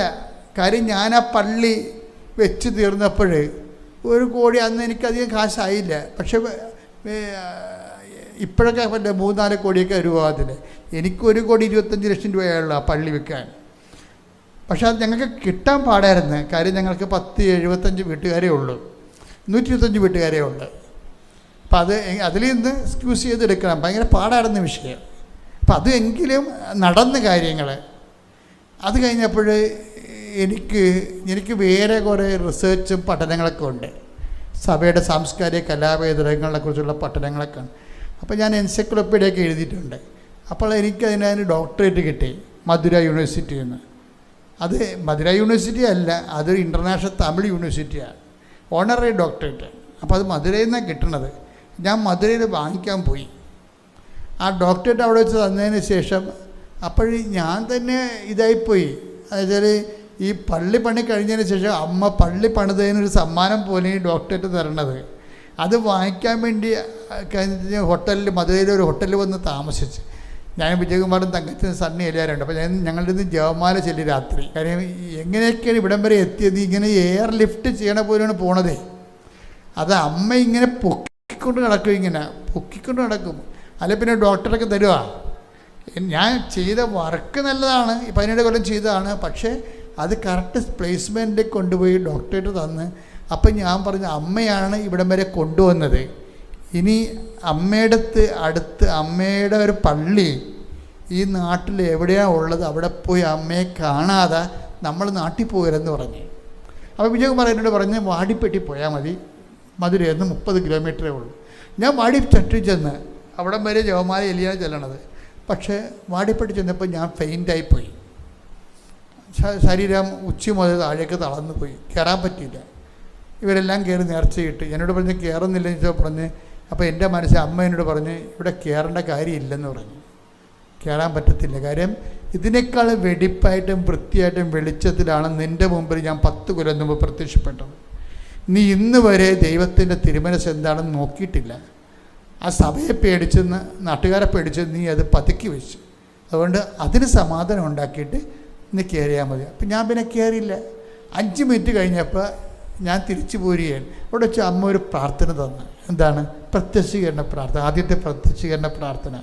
അമ്മ ആഗ്രഹിക്കുന്ന ഒരു കൃപാവര പദ്ധതി കൃപാസനത്തിലും ഞങ്ങളുടെ കുടുംബത്തിലും നിറവേറാൻ ഇടയാക്കണമേ. അതാണ് പ്രാർത്ഥന ആദ്യത്തെ. അത് 10,000 പേർക്ക് അടിച്ചു കൊടുത്ത് അമ്മയുടെ പടം വെച്ച്. അന്ന് ഈ മാതാവ് ഇല്ല, നമുക്ക് ലൂർദ് മാതാവിൻ്റെ മറ്റു പടം വെച്ച് അടിച്ചു കൊടുത്തിരിക്കുകയാണ്. ആ പടം വെച്ച് അടിച്ചു കഴിഞ്ഞിട്ട് ഒരു 6 മാസം കഴിഞ്ഞപ്പോഴാണ് ഞാനും വിജയകുമാരും കൂടി വേളാങ്കണ്ണി നിന്ന് പ്രാർത്ഥിക്കണം. 90 കൊന്തയില്ലേ. അപ്പോഴാണ് വിജയകുമാർ പറഞ്ഞ എഗ്രിമെൻ്റ് എന്ന് പറയുന്നുണ്ടെന്ന് പറഞ്ഞു. ഉടനെ പരിശുദ്ധാത്മ പറഞ്ഞ് അങ്ങേര് ബിസിനസ്മാനാണ്, അങ്ങേർക്ക് എഗ്രിമെൻ്റ് എന്ന് പറയാൻ പറ്റില്ല, എഗ്രിമെൻ്റ് അല്ല, അത് ഉടമ്പടിയാണെന്ന് പറഞ്ഞു. ഞാൻ അപ്പം തന്നെ സാറിനോട് പുസ്തകം മേടിച്ചിട്ട് കീറി ഒരു പേപ്പർ പുള്ളിക്ക് കൊടുത്ത് ഒരു പേപ്പർ ഞാനും എടുത്ത് ഞാൻ കിഴക്കോട്ട് പോയി വേഗമാതാവിൻ്റെ മുമ്പിൽ നിന്ന് 4 കൊന്തയില്ലേ. എന്നിട്ട് ഞാൻ ഇങ്ങോട്ട് പറഞ്ഞ് ഇപ്പം അമ്മ കുറേ സംസാരിക്കും, ഇപ്പം അതെല്ലാം എഴുതി വെക്കണമെന്ന് പറഞ്ഞ് എൻ്റെ അടുത്ത് ഞാൻ ചെന്നപ്പോൾ തന്നെ സംസാരിക്കാൻ തുടങ്ങി. അതെല്ലാം ഞാൻ എഴുതി വെച്ച് നിറച്ചെഴുതി വെച്ചിട്ടാണ് ഞാൻ 4 കൊന്തയും കഴിഞ്ഞ് വരുമ്പോഴുണ്ട് പുള്ളിക്കാരനെ എഴുതി വെച്ചിട്ടുണ്ട് അമ്മ പറഞ്ഞത്. അതെല്ലാം പാപത്തിൻ്റെ ലിസ്റ്റുകളാണ്. എൻ്റെ കയ്യിലുള്ളതെല്ലാം അനുഗ്രഹത്തിൻ്റെ ലിസ്റ്റുകളാണ്. തമ്മിൽ കൊണ്ടുവച്ചപ്പോൾ പരിശുദ്ധാത്മാ പറഞ്ഞത് അനുദപിച്ചാൽ നീ അനുഗ്രഹം പ്രാപിക്കുക. അതാണ് ഉടമ്പടി, ആദ്യത്തെ ഉടമ്പടി. അതിൻ്റെ പുസ്തകങ്ങൾ എഴുതിക്കൊണ്ടിരിക്കുന്ന സമയത്താണ് 72 മണിക്കൂറിനുള്ളിലാണ് അവൻ പറയണ പോലെ ചെയ്യുക എന്നുള്ള കറക്റ്റ് ഉടമ്പടി മരിയൻ ഫോർമാറ്റ് വരണത്. നോക്കി നിങ്ങൾ ഈ സ്റ്റെപ്പായിട്ട് ഈ സംഭവിക്കുന്ന അനുഭവങ്ങൾ കണ്ടില്ലേ? ഇതെല്ലാം കോർത്തിണങ്ങിയിട്ടാണ് ഇപ്പോൾ 20 ലക്ഷം പേരാണ് ഉടമ്പടി എടുത്തിരിക്കുന്നത്. ലോകത്ത് വേറെ ഒരു മുന്നേറ്റം ഉണ്ടായിരിക്കണം. ഇപ്പം വേറൊരു മുന്നേറ്റമാണ്. നല്ല മിഷണറിമാരും നല്ല എന്തുമാത്രം ഉപവിപ്രവർത്തനങ്ങൾ ലോകം മുഴുവനും, എത്രയെത്ര ഓർഫണേജുകൾ, എത്രയെത്ര ആതുരാലയങ്ങൾ, എല്ലായിടത്തും ഈ ഉടമ്പടി എടുത്ത ആൾക്കാർ ഭക്ഷണവും കൊണ്ട് പണവും കൊണ്ട് ചുവന്നുകൊണ്ട് നടക്കുകയും വെളുപ്പിന് എഴുന്നേറ്റ് കൊണ്ടുപോയി അവിടെ നിന്ന് അവിടെ നഖം വെട്ടുന്നു, ഉടുപ്പലാക്കി കൊടുക്കുന്നു. ലോകം മുഴുവൻ ദിവ്യകാരുണ്യത്തിൻ്റെ കാരുണ്യപ്രവൃത്തിയുടെ ഒരു പുതിയ കാലം തുടങ്ങിയിരിക്കുക. അതെല്ലാം മരിയനാണ്. കരിസ്മാറ്റിക് വളർന്നപ്പോൾ അവർക്ക് പറ്റിയ ഒരു അബദ്ധമുണ്ട്. അവർ പ്രൊട്ടസ്റ്റൻ്റ് തിയോളജി ഫോളോ ചെയ്തിട്ട് അതിൻ്റെ പേരിൽ മറിയത്തെ അവർ സൈഡ് ലൈനാക്കി കളഞ്ഞു. അതാണ് എൻ്റെ അത് വരുന്ന വിഷയം. അമ്മയെക്കുറിച്ച് അവർ ആദ്യം പറയത്തില്ല, അവസാനം മേമ്പൊടിക്കൊരു ക്ലാസ്സൊക്കെ പറയുമെന്നല്ലാതെ അവർ പിന്നെ ഈ പ്രാർത്ഥനയിടക്ക് ഒന്ന് സൂചിപ്പിക്കുന്നല്ലാതെ മരിയൻ ബേസ് ചെയ്തിട്ട് ദൈവം ഉണ്ടാക്കിയ രക്ഷാകര പദ്ധതിയെക്കുറിച്ച് അവർ സൈലൻ്റ് ആയിരുന്നു. അതിൻ്റെ ഭവിഷ്യത്ത് കേരള സഭയ്ക്ക് ഉണ്ടായിട്ടുണ്ട്. ഒത്തിരി പേര് യഥാർത്ഥ സഭ വിട്ടുപോയി ഇടയായിട്ടുണ്ട്. വേറെ ഒത്തിരി നല്ല ഒത്തിരി ഫ്രൂട്ട്സുകൾ അതിൽ നിന്നുണ്ടാകുമ്പോൾ തന്നെ പരിശുദ്ധ അമ്മയെ മാറ്റി നിർത്തിയിട്ടുള്ള ഒരു അജണ്ട പ്രചരിച്ചിരിക്കുന്നതിന് സഭ സൂക്ഷിച്ചു പോയിട്ടുണ്ട് ചില സമയത്ത് ചിലയിടത്ത്. അപ്പം എന്താ വിഷയം? അതിനെല്ലാം പരിഹാരമായിട്ടാണ് മരിയൻ ഉടമ്പടി വരണത്. പുതിയ കാലത്ത് പുതിയ മിഷണറിമാരെ സൃഷ്ടിച്ചുകൊണ്ട് പുതിയ തരത്തിലുള്ള വിശ്വാസ കൈമാറ്റവും സുവിശേഷ സാക്ഷീകരണവും. അതുകൊണ്ട് തന്നെ ഇതിൻ്റെ ഓരോ ഭാഗങ്ങളും നിങ്ങൾ പഠിച്ച് ഇന്ന് ലോകത്ത് നടക്കുന്ന മാറ്റങ്ങളും ദൈവത്തെ മനസ്സിലാക്കാനും അനുഭവിക്കാനും ആഴപ്പെടാനും വേണ്ടിയുള്ള ഇതിൻ്റെ അകത്തുള്ള ഫോർമുലകൾ മനസ്സിലാക്കിയിട്ട് ആഴമുള്ള ഈടുള്ള ഒരു ക്രൈസ്തവ വ്യക്തിത്വമായി വികസിച്ചു വരാൻ ദൈവം നമ്മളെ സഹായിക്കട്ടെ. ശ്രുതിക്കട്ടെ. Hallelujah, hallelujah, hallelujah, hallelujah, hallelujah,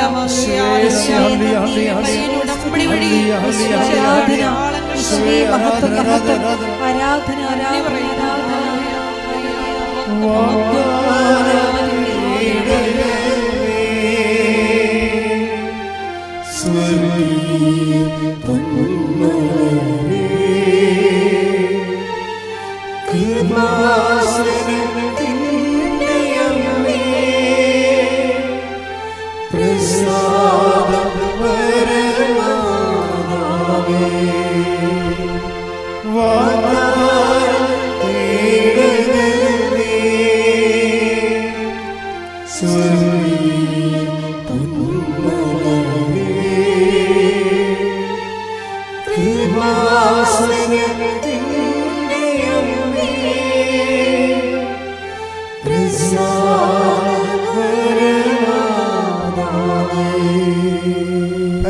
പരമദിവ്യകാരുണ്യത്തിന് നേരവും ആരാധനയും സ്തുതിയും പുകഴ്ചയും ഉണ്ടായിരിക്കട്ടെ. യേശു അനുഭവങ്ങളിൽ നമ്മൾ ആദ്യം കണ്ടത് ഇവൻ ആരാണ്, കാറ്റും കടലും പോലും ഇവനെ അനുസരിക്കുന്നല്ലോ. ഇനി ആ അനുഭവങ്ങളൊരു അടിസ്ഥാന അനുഭവങ്ങളിൽ നിന്ന് പിന്നീട് ജനങ്ങളുടെ അനുഭവങ്ങളിലേക്ക് സുവിശേഷം നമ്മുടെ ശ്രദ്ധയിൽ കൊണ്ടുവരുന്നുണ്ട്. ഞാൻ ആരാണെന്നാണ് ജനങ്ങൾ പറയുന്നത്. 10:16-13 യേശു കേസറിയ ഫിലിപ്പി പ്രദേശത്ത് എത്തിയപ്പോൾ ശിഷ്യന്മാരോട് ചോദിച്ചു, മനുഷ്യപുത്രൻ ആരെന്നാണ് ജനങ്ങൾ പറയുന്നത്? അവർ പറഞ്ഞു, ചിലർ സ്നാപയോഹന്നാൻ എന്നും മറ്റു ചിലർ ഏലിയ എന്നും വേറെ ചിലർ ജെറമിയ അല്ലെങ്കിൽ പ്രവാചകന്മാരിൽ ഒരുവൻ എന്നും പറയുന്നു. അപ്പൊ ജനങ്ങൾ അന്ന് മുതൽ പറയുന്നത് പ്രവാചകന്മാരിൽ ഒരുവനെന്നാ പറയണത്. ഇത് ശരിക്കും പറഞ്ഞാൽ നമ്മളും ചിലപ്പോൾ അറിയാതെ ഡയലൂട്ടായിട്ട് ജനങ്ങളെപ്പോലെ പല അവതാരങ്ങളിൽ ഒരാളാണ് യേശു എന്നുള്ള ധാരണ വരും. സഭയിൽ തന്നെ ചില പുരോഹിതന്മാരുടെ സംസാരം കേട്ടതൊക്കെ മനസ്സിലാകും ഇവർ യേശുവിനെ ഏകരക്ഷകനായിട്ട് ആന്തരികമായിട്ട് ബോധ്യപ്പെടാതെയാണ് ചുമ്മാ സംസാരിക്കുക. അതും ശരിയല്ലേ എന്ന് ചോദിച്ചുകൊണ്ട് ഇവർക്ക് ഇരുട്ടിത്തപ്പണം നമുക്ക് കാണാം. പക്ഷേ വിശ്വാസി ഒരിക്കലും ഇരുട്ടിത്തപ്പരുത്. അവിടെ വെച്ച് നിങ്ങൾക്ക് യേശുവിന് നഷ്ടപ്പെടും. നിങ്ങൾ ആൾക്കാരെല്ലാം ചേർത്ത് നിർത്താൻ വേണ്ടി, എല്ലാവരുടെയും തോളേക്ക് ഇടാൻ വേണ്ടി നമ്മുടെ വിശ്വാസത്തിൽ നിങ്ങൾ ഒത്തുതീർപ്പിന് തയ്യാറായിട്ട് എല്ലാം ദൈവമാണെന്നുള്ള കോൺസെപ്റ്റിലോട്ട് ചെല്ലും. ആര് ദൈവമായാലും നമുക്ക് പ്രശ്നമില്ല, നമുക്ക് കിട്ടിയാൽ മതി എന്നുള്ള ഭൗതിക ജീവികൾ എപ്പോഴും കർത്താവിനെ തെറ്റിദ്ധരിച്ചിട്ട് മറ്റുള്ളവരുമായിട്ട് ഒത്തുതീർപ്പിന് തയ്യാറാകും. വിശ്വാസിയുടെ ഏറ്റവും വലിയ വിഷയം ദാർശനികമായ ഒത്തുതീർപ്പാണ്. പ്രായോഗിക ദാർശനികമായ ഒത്തുതീർപ്പെന്ന് പറയുന്നത് പ്രാക്ടിക്കൽ എത്തൈസം എന്ന് പറയും. ദാർശനികമായിട്ട് അതും ശരിയാണ് ഇതും ശരിയാണ് അതുപോലൊരു അവതാരം യേശു എന്നൊക്കെ പറഞ്ഞാൽ നീ ഒരു കാലത്ത് യഥാർത്ഥ യേശുവിനെ നിനക്ക് കിട്ടത്തില്ല. കാരണം നീ ഇരുട്ടിലാണ്. പലരും യേശുവിനെക്കുറിച്ച് പലതും പറയും. അത് അവരുടെ അജ്ഞതയെന്ന് എഴുതി തള്ളിയാൽ മതി. പക്ഷേ you should have your own firm convictions about who is Jesus Christ. ആരാണ് ഈശോ എന്ന് നിനക്ക് ഒരു ബോധം ഉണ്ടാകണം. അതുകൊണ്ട് ഈശോ ചോദിക്കുന്ന ഒരു ചോദ്യമുണ്ട്, who do you say that I am? എടുത്ത് ശ്രുതിക്കട്ടെ. ഹല്ലേലൂയ. മത്തായി 16:15 അവൻ അവരോട് ചോദിച്ചു, എന്നാൽ ഞാൻ ആരെന്നാണ് നിങ്ങൾ പറയുന്നത്? അതാണ് വിഷയം. ഈശോ ഒരു വ്യക്തി ജനങ്ങൾ എന്തൊക്കെ പറഞ്ഞാലും അതല്ല വിഷയം. അവസാനം നമ്മൾ മറുപടി പറയേണ്ട ഒരു സമയമുണ്ട്. നീ എല്ലാവരുടെയും തോളെ കൈയിട്ട് എല്ലാവരുടെയും സൗഹൃദം കിട്ടാൻ വേണ്ടി അച്ഛന്മാർ തന്നെ തച്ചിരുന്നുണ്ട്. ടി വിയിൽ കണ്ടിട്ടില്ലേ സാംസ്കാരികമായിട്ട് യേശുവിനെ അവതരിപ്പിക്കണത്? യേശു സാംസ്കാരിക പുരുഷനൊന്നുമല്ല. നിത്യരക്ഷയ്ക്ക് വേണ്ടി ദൈവത്തിൻ്റെ കുഞ്ഞാടായ ദൈവം ലോകത്തിന് നൽകിയ വാഗ്ദാനമാണവൻ. അവൻ്റെ നാമത്തിലാണ് രക്ഷ. അത് പറയാൻ കുറേ ആൾക്കാർക്ക് ബുദ്ധിമുട്ടുണ്ടാകും. അത് പറഞ്ഞു കഴിയുമ്പോൾ ഇവൻ ആത്മീയവാദിയായി പോവും, മറ്റുള്ളവരെ ചേർത്ത് നിർത്തണില്ല, അവഗണിച്ചെന്നൊക്കെ പറയും. അതുകൊണ്ട് മറ്റുള്ളവരോട് കോംപ്രമൈസ്. അതുകൊണ്ടാണ് ബൈബിൾ പറയണത് അവർ അവസാന കാലങ്ങളിലാകുമ്പോൾ കേൾവിക്ക് ഇമ്പമുള്ള പ്രഭാഷകന്മാരെ വിളിച്ചു കൂട്ടുമെന്ന്. ഒന്നെടുത്ത് കേൾവിക്ക് ഇമ്പമുള്ള പ്രഭാഷകന്മാരെ വിളിച്ചു കൂട്ടുമെന്ന്. കേൾവിക്ക് ഇമ്പമുള്ള പ്രഭാഷകന്മാർ നിനക്ക് വിളിച്ചു കൂട്ടാം. പക്ഷേ നീ ക്രിസ്തുവിനെ ഒഴിവാക്കാൻ നോക്കിയാൽ അതൊക്കെ 10 മിനിറ്റ് മുമ്പ് ക്രിസ്തു നിന്നെ ഒഴിവാക്കിയിരിക്കും. കാര്യം എന്താണ്? നീ ക്രിസ്തുവിനുള്ളവനല്ല. ബൈബിള് മനുഷ്യനെ രണ്ടായിട്ട് തിരിക്കുന്നുണ്ട്. ക്രിസ്തുവിനുള്ളവനും ക്രിസ്തുവിന് ഇല്ലാത്തവനും. Take the word of God. 2 Timotheos 2 Timotheos 4:3. 4:3. ജനങ്ങൾ ഉത്തമമായ പ്രബോധനത്തിൽ സഹിഷ്ണുത കാണിക്കാത്ത കാലം വരുന്നു. കേൾവിക്ക് ഇമ്പമുള്ളവയെ ആവേശം കൊള്ളുകയാൽ അവർ തങ്ങളുടെ അഭിരുചിക്ക് ചേർന്ന പ്രബോധകരെ വിളിച്ചുകൂട്ടും. അതാണ് വിഷയം. പല വേദികളിൽ നമുക്ക് മനസ്സിലാകും, പല വേദികളിലും അവർ യേശുവിനെ ഏക രക്ഷകനായിട്ട് ഏറ്റുപറയുന്നതിന് കൈയും കാലം വിറക്കുന്ന ഒത്തിരി വ്യാജ അഭിഷിക്തരെ ഞാൻ കണ്ടിട്ടുണ്ട്. എന്താ കാര്യം? അവരുടെ കൂട്ടുകെട്ടുകളൊക്കെ മുമ്പിൽ എങ്ങനെ യേശുക്രിസ്തുവിനെ ഇങ്ങനെ ഏകരക്ഷകനായിട്ട് പറയുമ്പോൾ മറ്റുള്ളവരെ ഒഴിവാക്കണ പോലെ അവർക്ക് തോന്നിയാൽ അവർ നമ്മളെ ഒഴിവാക്കുമെന്ന് പറഞ്ഞത് ഇതുപോലെ പേടിത്തൊണ്ണന്മാർ they should not get ordained. എന്താ കാര്യം? ഈ ഓർഡൈൻ ചെയ്തിരിക്കുന്നതിൻ്റെ പിന്നിലെന്ന് പറയുന്നത് ക്രിസ്തുവിന് വേണ്ടി സാക്ഷ്യം വഹിക്കാനുള്ള ധൈര്യമാണ്. ശരിക്കും അതിന് പറ്റുന്നില്ല എന്നുണ്ടെങ്കിൽ എല്ലാവരുടെ തോളെ കൈയിട്ടിട്ട്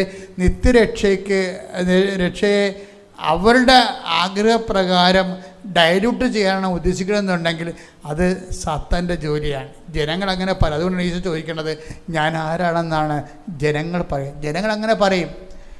ജനങ്ങൾ പറയണത് നമ്മളേറ്റ് പറയേണ്ട കാര്യമില്ല. We should our own conviction. അതുകൊണ്ടാണ് ഈശോ ചോദിക്കേണ്ടത്, ഞാൻ ആരാണെന്നാണ് നിങ്ങൾ പറയുന്നത്.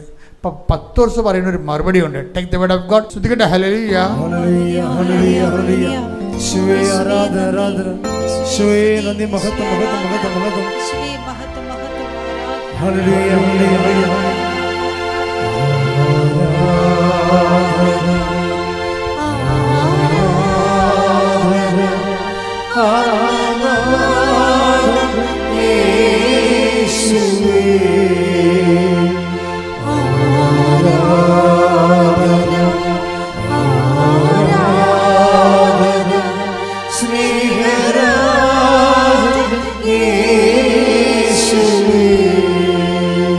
മത്തായി 16:16 ശിമയോൻ പത്രോസ് പറഞ്ഞു, നീ ജീവനുള്ള ദൈവത്തിന്റെ പുത്രനായ ക്രിസ്തുവാണ്.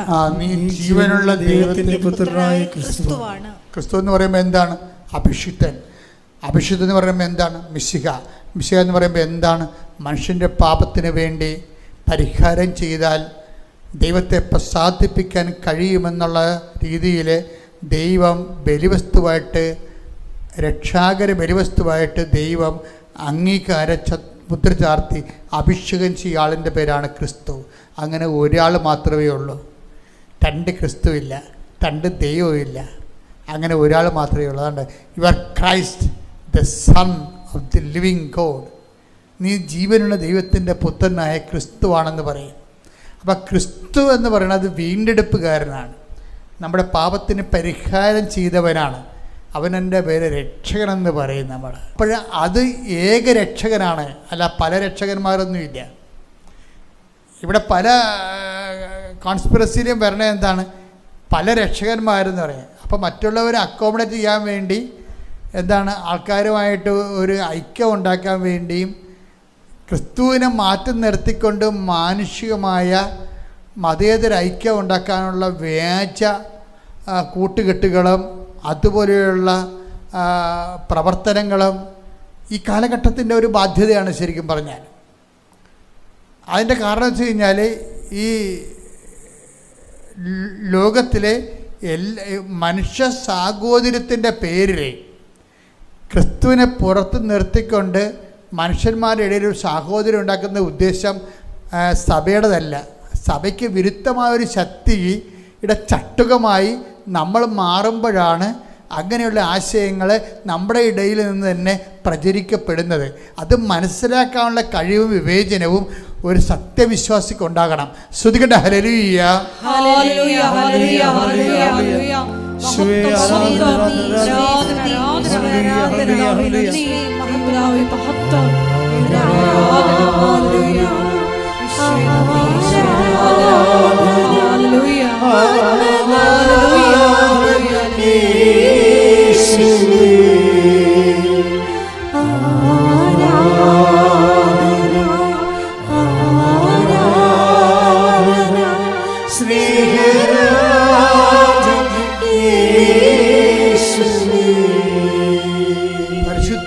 ദിവ്യകാരുണ്യത്തിന് നേരവും ആരാധനയും സ്തുതിയും പുകഴ്ചയും ഉണ്ടായിരിക്കട്ടെ. എൻ്റെ പ്രിയപ്പെട്ടവരെ, ഈ ചോദ്യങ്ങളൊന്നും തീരണില്ല. അതായത് ക്രിസ്തു അന്വേഷണ അനുഭവ യാത്രയിൽ അവസാനം ചോദിക്കുന്ന ചോദ്യമുണ്ട്. അതിതല്ല. അതെന്താണ്? യോനായുടെ പുത്രനായ ശിമയോനെ, നീ ഇവരെക്കാൾ അധികമായി എന്നെ സ്നേഹിക്കുന്നുവോ, വിശ്വസിക്കുന്നുവോ എന്നല്ല. അവിടെ വിശ്വാസത്തിനല്ല പ്രാധാന്യം. Take the word of God. ശ്രുതിക്കട്ടെ, hallelujah, hallelujah, hallelujah, hallelujah, hallelujah. യേശുവേ ആരാധന, ആരാധന. യേശുവേ മഹത്വം, മഹത്വം, മഹത്വം.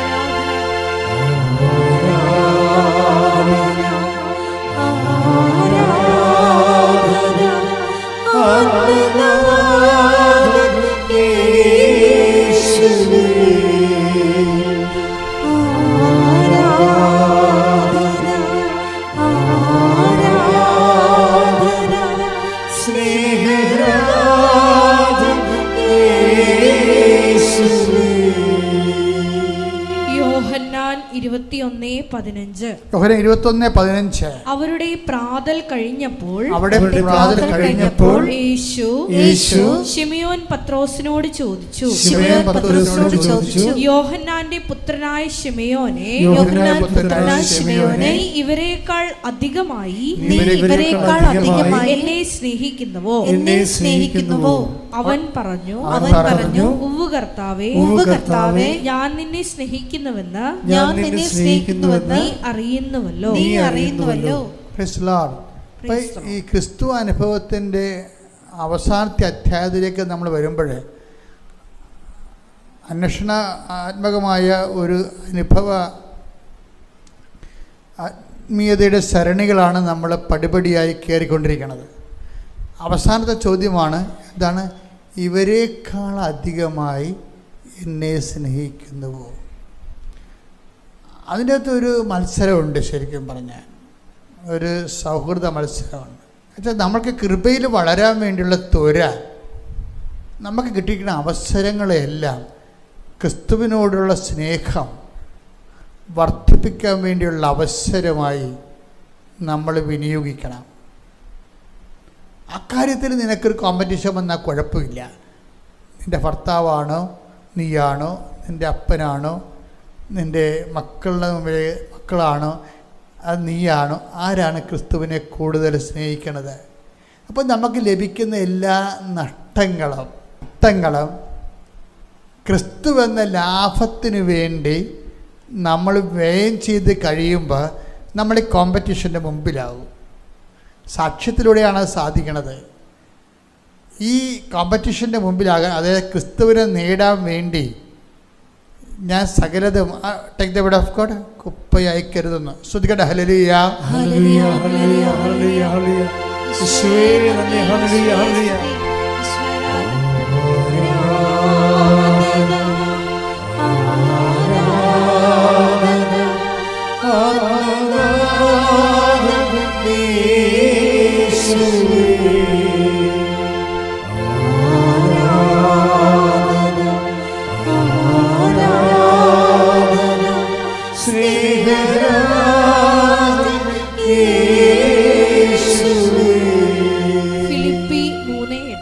ഫിലിപ്പി 3:8. ഇവ മാത്രമല്ല എന്റെ കർത്താവായ യേശുക്രിസ്തുവിനെ പറ്റിയുള്ള ജ്ഞാനം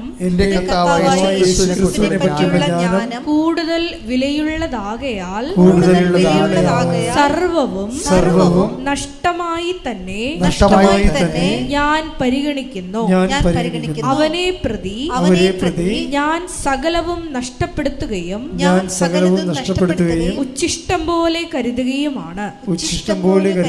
അപ്പൊ ജീവിതത്തിൽ എന്തെങ്കിലും ഒരു നഷ്ടം വന്നാൽ അത് ക്രിസ്തുവിൻ്റെ പ്രതി ആ അക്കൗണ്ടിലേക്ക് നമ്മൾ എന്താണ്, ഈശോയുടെ നാമത്തിൽ അത് ഏറ്റെടുക്കണം. അപ്പോഴാണ് ഇവരെക്കാൾ അധികമായി നമ്മൾ ക്രിസ്തുവിനെ സ്നേഹിക്കുന്നു എന്നുള്ള ചോദ്യം അത് പത്രോസോട് മാത്രം ചോദിച്ചതല്ല. അത് ക്രിസ്തുവിനെ കൺഫ്രണ്ട് ചെയ്ത് എല്ലാവരെയും കൺഫ്രണ്ട് ചെയ്യേണ്ട ഒരു ഉത്തരമാണത്. എന്താണ്? നീ ഇവരെക്കാൾ എല്ലാം അധികമായി. ഇതിനകത്ത് വരുന്നൊരു നേട്ടം ഉണ്ടാക്കണമെന്ന് വെച്ച് കഴിഞ്ഞാൽ, ഇനി നമുക്ക് വരുന്ന കഷ്ടങ്ങളും നഷ്ടങ്ങളും യേശുക്രിസ്തുവിനെ പ്രതി നമ്മളത് ആ വചനം ഒന്നിട്ട് വായിച്ചേ. ക്രിസ്തുവിനെ പ്രതി ഫിലിപ്പി 3:8. ഇവ മാത്രമല്ല എന്റെ കർത്താവായ യേശുക്രിസ്തുവിനെ പറ്റിയുള്ള ജ്ഞാനം കൂടുതൽ വിലയുള്ളതാകയാൽ സർവവും നഷ്ടമായി തന്നെ ഞാൻ പരിഗണിക്കുന്നു. അവനെ പ്രതി ഞാൻ സകലവും നഷ്ടപ്പെടുത്തുകയും ഉച്ഛിഷ്ടം പോലെ കരുതുകയുമാണ്. ചില കഷ്ടനഷ്ടങ്ങൾ എന്നാലും നമുക്ക് സന്തോഷം ഉണ്ടാകണം. എന്താ കാര്യം? അത് നമ്മൾ കർത്താവിനെ നേടാൻ വേണ്ടി കാഴ്ചവെക്കണം. ഈശോയുടെ നാമത്തെ പ്രതി അങ്ങനെയാണ് നമ്മൾ ഇവരേക്കാൾ അധികമായി ഈ മുന്നേറ്റം, ആത്മീയ മുന്നേറ്റം, ക്രിസ്തു അനുഭവ ആത്മബന്ധ മുന്നേറ്റം നടത്തുന്നത് അങ്ങനെയാണ്. പിന്നെ നമ്മൾക്കുണ്ടാകുന്ന ചില രോഗങ്ങൾ, പീഡകളൊക്കെ, അതിൻ്റെ വേദനകൾ, അതുമെല്ലാം ക്രിസ്തുവിൻ്റെ നാമത്തിൽ ക്രിസ്തു ഇതെല്ലാം ഏറ്റെടുക്കുന്ന ഒരാളാണ്. അങ്ങനെയാണ് നമ്മൾ ഇവരെക്കാൾ അധികമായി വായിപ്പം. ഉദാഹരണത്തിന് നിങ്ങൾ കൊളോസ്യസ് 1:24 എടുത്ത്. കൊളോസ്യസ് 1:24. നിങ്ങളെ പ്രതിയുള്ള പീഡകളിൽ ഞാൻ സന്തോഷിക്കുന്നു. സഭയാകുന്ന തന്റെ ശരീരത്തെ പ്രതി ക്രിസ്തുവിന് സഹിക്കേണ്ടി വന്ന പീഡകളുടെ കുറവ് എന്റെ ശരീരത്തിൽ ഞാൻ നികത്തുന്നു. അപ്പൊ കഷ്ടങ്ങളും നഷ്ടങ്ങളും എന്തിനുള്ളതാണ്? ക്രിസ്തുവിനെ നേടാൻ വേണ്ടിയുള്ളതാണ്. ഇവരെക്കാണ് അധികം എന്ന് പറയുമ്പോൾ നമ്മൾ സ്നേഹിക്കുമ്പോൾ ഈ സ്നേഹിക്കുന്ന ചോദ്യത്തിന് ലഭ്യമായ നിലവിലുള്ള കഷ്ടനഷ്ടങ്ങളെ അതിൽ നമ്മൾ വേദനിക്കാതെയും പ്രത്യാശ കൈവിടാതെയും അത് ക്രിസ്തുവിൻ്റെ നാമത്തെ പ്രതി ദൈവസ്നേഹത്തോട് ഏറ്റെടുത്ത് കഴിയുമ്പോൾ നിനക്ക് കിട്ടാൻ പോകുന്നതിൻ്റെ പേര് അഭിഷേകമെന്നാണ്. എന്താ കാര്യം? ആ കഷ്ടവും നഷ്ടവും നിൻ്റെ അന്തരാത്മാവിനെ തൊടാതെ രീതിയിൽ നീ അഗ്നിയിലൂടെ നടക്കും. എന്നാൽ അഗ്നി നിന്നെ വിഴുങ്ങത്തില്ലെന്ന് പറയുന്ന ഒരു അഭിഷേക തലമുണ്ട്. ഒരു അഭിഷേക തലം. ഈ അഭിഷേക തലം എന്ന് പറയുന്നത് അനുഗ്രഹത്തിൻ്റെ അവസാനത്തെ രണ്ടാമത്തെ തലമാണ്. നമുക്കെല്ലാം ഉള്ളത് ഈ അനുഗ്രഹത്തിൻ്റെ തലമാണ്. അത് ഈ മിഠായിയും ബലൂണൊക്കെ മേടിക്കുന്ന പ്രായമില്ലേ, അതാണ് ഈ അനുഗ്രഹത്തിൻ്റെ തലമെന്ന് പറയുന്നത്. ആ രണ്ടാമത്തെ തലമെന്ന് പറയുന്നത് അഭിഷേക തലമാണ്. എന്നുവെച്ചാൽ ഈ കഷ്ടനഷ്ടങ്ങളെല്ലാം ക്രിസ്തുവിൻ്റെ പേരിൽ ഏറ്റെടുത്ത് കഴിയുമ്പോൾ കഷ്ടനഷ്ടങ്ങളുടെ ആഘാതങ്ങൾ ഏൽപ്പിക്കാതിരിക്കാൻ നീ അഗ്നിയിലൂടെ നടക്കും. അഗ്നി നിന്നെ വിഴുങ്ങത്തില്ലെന്ന് പറയുന്ന ഒരു അഭിഷേകത്തിൻ്റെ തലമുണ്ട്. അതാണ് രണ്ടാം തലം. Take the word of God. Isaiah 43:2. ശ്രുതികടെ ഐസയ 43:2. ഐസയ 43:2. സമുദ്രത്തിലൂടെ കടന്നു പോകുമ്പോൾ ഞാൻ നിന്നോട് കൂടെ ഉണ്ടായിരിക്കും. നദികൾ കടക്കുമ്പോൾ അത് നിന്നെ മുക്കിക്കളയുകയില്ല. അഗ്നിയിലൂടെ നടന്നാലും നിനക്ക് പൊള്ളലേൽക്കുകയില്ല. ജ്വാല നിന്നെ ദഹിപ്പിക്കുകയുമില്ല. അപ്പൊ ഈ അതായത് നമ്മളെ ക്ലേശങ്ങളിലൂടെയാണ് പോണെങ്കിൽ as if it doesn't happen. അതായത് നമുക്ക് ഫീൽ ചെയ്യണത് അങ്ങനെ അതിൻ്റെ മുഴുവൻ ക്ലേശങ്ങളെ ദൈവം ഏൽപ്പിക്കാതെ കൊണ്ടുപോകും. നമ്മളെ വലിയ തീവ്രമായ സിറ്റുവേഷനിലൂടെയാണ് പോകണമെങ്കിലും അഭിഷേകം കിട്ടിക്കഴിഞ്ഞാൽ നമുക്കത് ഫീൽ ചെയ്യാത്തിരുത്തിക്കൊണ്ട്. അതിനാണ് ആത്മീയതയുടെ രണ്ടാം നിലവാണ്. ആദ്യം അനുഗ്രഹമാണ്, ഫിസിക്കലാണത്. രണ്ടാമത്തത് സ്പിരിച്വലാണ്. ഫിസിക്കലായിട്ടാണ് നമ്മൾ പ്രയാസം അനുഭവിക്കുന്നുണ്ടെങ്കിലും നമ്മൾക്കത് ഫീൽ ചെയ്യത്തില്ല. ഇപ്പം നിൻ്റെ ഭാര്യ വഴക്കിട്ട് നീ വഞ്ചകനാണ്, തോന്നിവാസിയാണെന്ന് പറഞ്ഞ് അവർ വീട്ടിൽ പോയി നിൽക്കുകയാണ്. അത് അവർ നാട്ടിൽ മുഴുവൻ പ്രചരിപ്പിച്ചിട്ടുണ്ട്. നീ ചെല്ലുമ്പോൾ ആൾക്കാരെല്ലാം നിന്നെ വെറുത്ത് നോക്കുകയും ചെയ്യണം. പക്ഷേ കർത്താവ് നിനക്ക് അത് സത്യമല്ല എന്നുണ്ടെങ്കിൽ കർത്താവ് നിനക്ക് അഭിഷേകം തരും. പക്ഷെ നിനക്ക് ഫീൽ ചെയ്യത്തില്ല. അത് അവളോട് തന്നെ അവൾക്ക് അറിവില്ലാഞ്ഞുകൊണ്ടാണ്. കുറച്ച് ഇപ്പോൾ ശരിയായിക്കൊള്ളും, അല്ല നമുക്ക് വെറുപ്പ് തോന്നത്തില്ല. അതിനാണ് അഭിഷേകം എന്ന് പറയണത്. എൻ്റെ മക്കൾ, എന്തെങ്കിലും ഇതുപോലെ ഈടറ് വന്നു കഴിഞ്ഞാൽ നിങ്ങൾ അനുഗ്രഹത്തിന് വേണ്ടി പ്രാർത്ഥിക്കാതെ അഭിഷേകത്തിനായി പ്രാർത്ഥിക്കണം. അഭിഷേകത്തിൻ്റെ അത് കുറേ കാര്യങ്ങളുണ്ട്. ഇനി അഭിഷേകത്തിന് കുറേ നാൾ ജീവിച്ചു കഴിഞ്ഞാൽ പിന്നെ അധികാരം കിട്ടും. അധികാരം കിട്ടാൻ നിങ്ങൾ ഒന്നും തൊടത്തില്ല. ഇതാ സർപ്പങ്ങളുടെയും തേളുകളുടെയും ശത്രുവിൻ്റെയും സകല ശക്തികളുടെയും ചവിട്ടി നടക്കാൻ ഞാൻ നിനക്ക് അധികാരം നൽകുന്നു, നിന്നെ ഒന്നും ഉപദ്രവിക്കത്തില്ല. 10:19 ലൂക്ക എടുത്ത് ശ്രദ്ധിക്കട്ടെ. Hallelujah. Hallelujah, hallelujah, hallelujah. Hallelujah. യേശുവേ നന്ദി. ഹല്ലേലൂയ. ലൂക്ക 10:19 ആ ഇതാ ഇതാ പാമ്പുകളുടെയും തേളുകളുടെയും ശത്രുവിന്റെ സകല ശക്തികളുടെയും മീതെ ചവിട്ടി നടക്കാൻ നിങ്ങൾക്ക് ഞാൻ അധികാരം തന്നിരിക്കുന്നു. ഒന്നും നിങ്ങളെ ഉപദ്രവിക്കുകയില്ല. അത് ഉപദ്രവിച്ചായിട്ട് നമുക്ക് തോന്നത്തില്ല. അതാണ് വിഷയം. ഉപദ്രവിക്കണില്ലെന്നല്ലേ, അല്ല അവർ ഉപദ്രവിക്കുമായിരിക്കും, പക്ഷെ നമുക്ക് ഫീൽ ചെയ്യത്തില്ല. എന്താ കാര്യം? അധികാരം തന്നിരിക്കുകയാണ്. അഭിഷേകം മൂത്ത്, ഇപ്പം കള്ള് മൂത്ത് ഭിന്നാവരിയായി മുന്നാവരി മൂത്ത് ചാരമാണ് പറയുക. അനുഗ്രഹത്തിൻ്റെ കാലം കഴിയുമ്പോൾ എന്താ അഭിഷേകത്തിൻ്റെ കാലം തുടങ്ങും. അഭിഷേകത്തിൻ്റെ കാലം തുടങ്ങുമ്പോൾ പൂർത്തിയാകുമ്പോൾ അത് അധികാരത്തിൻ്റെ കാലം. അത് നീ എഴുന്നേറ്റ് നിൻ്റെ സഹോദരനെ ശക്തിപ്പെടുത്താൻ പറയണത് ഈ അർത്ഥത്തിലാണ്. എവിടെയാണ് അത് പറയണത്? ലൂക്ക 22:32 എടുക്കട്ടെ, ശ്രദ്ധിക്കട്ടെ. Hallelujah, hallelujah, hallelujah, hallelujah. യേശുവേ നന്ദി. Hallelujah, hallelujah. Hallelujah, hallelujah, hallelujah, hallelujah. യേശുവേ നന്ദി. Hallelujah, hallelujah.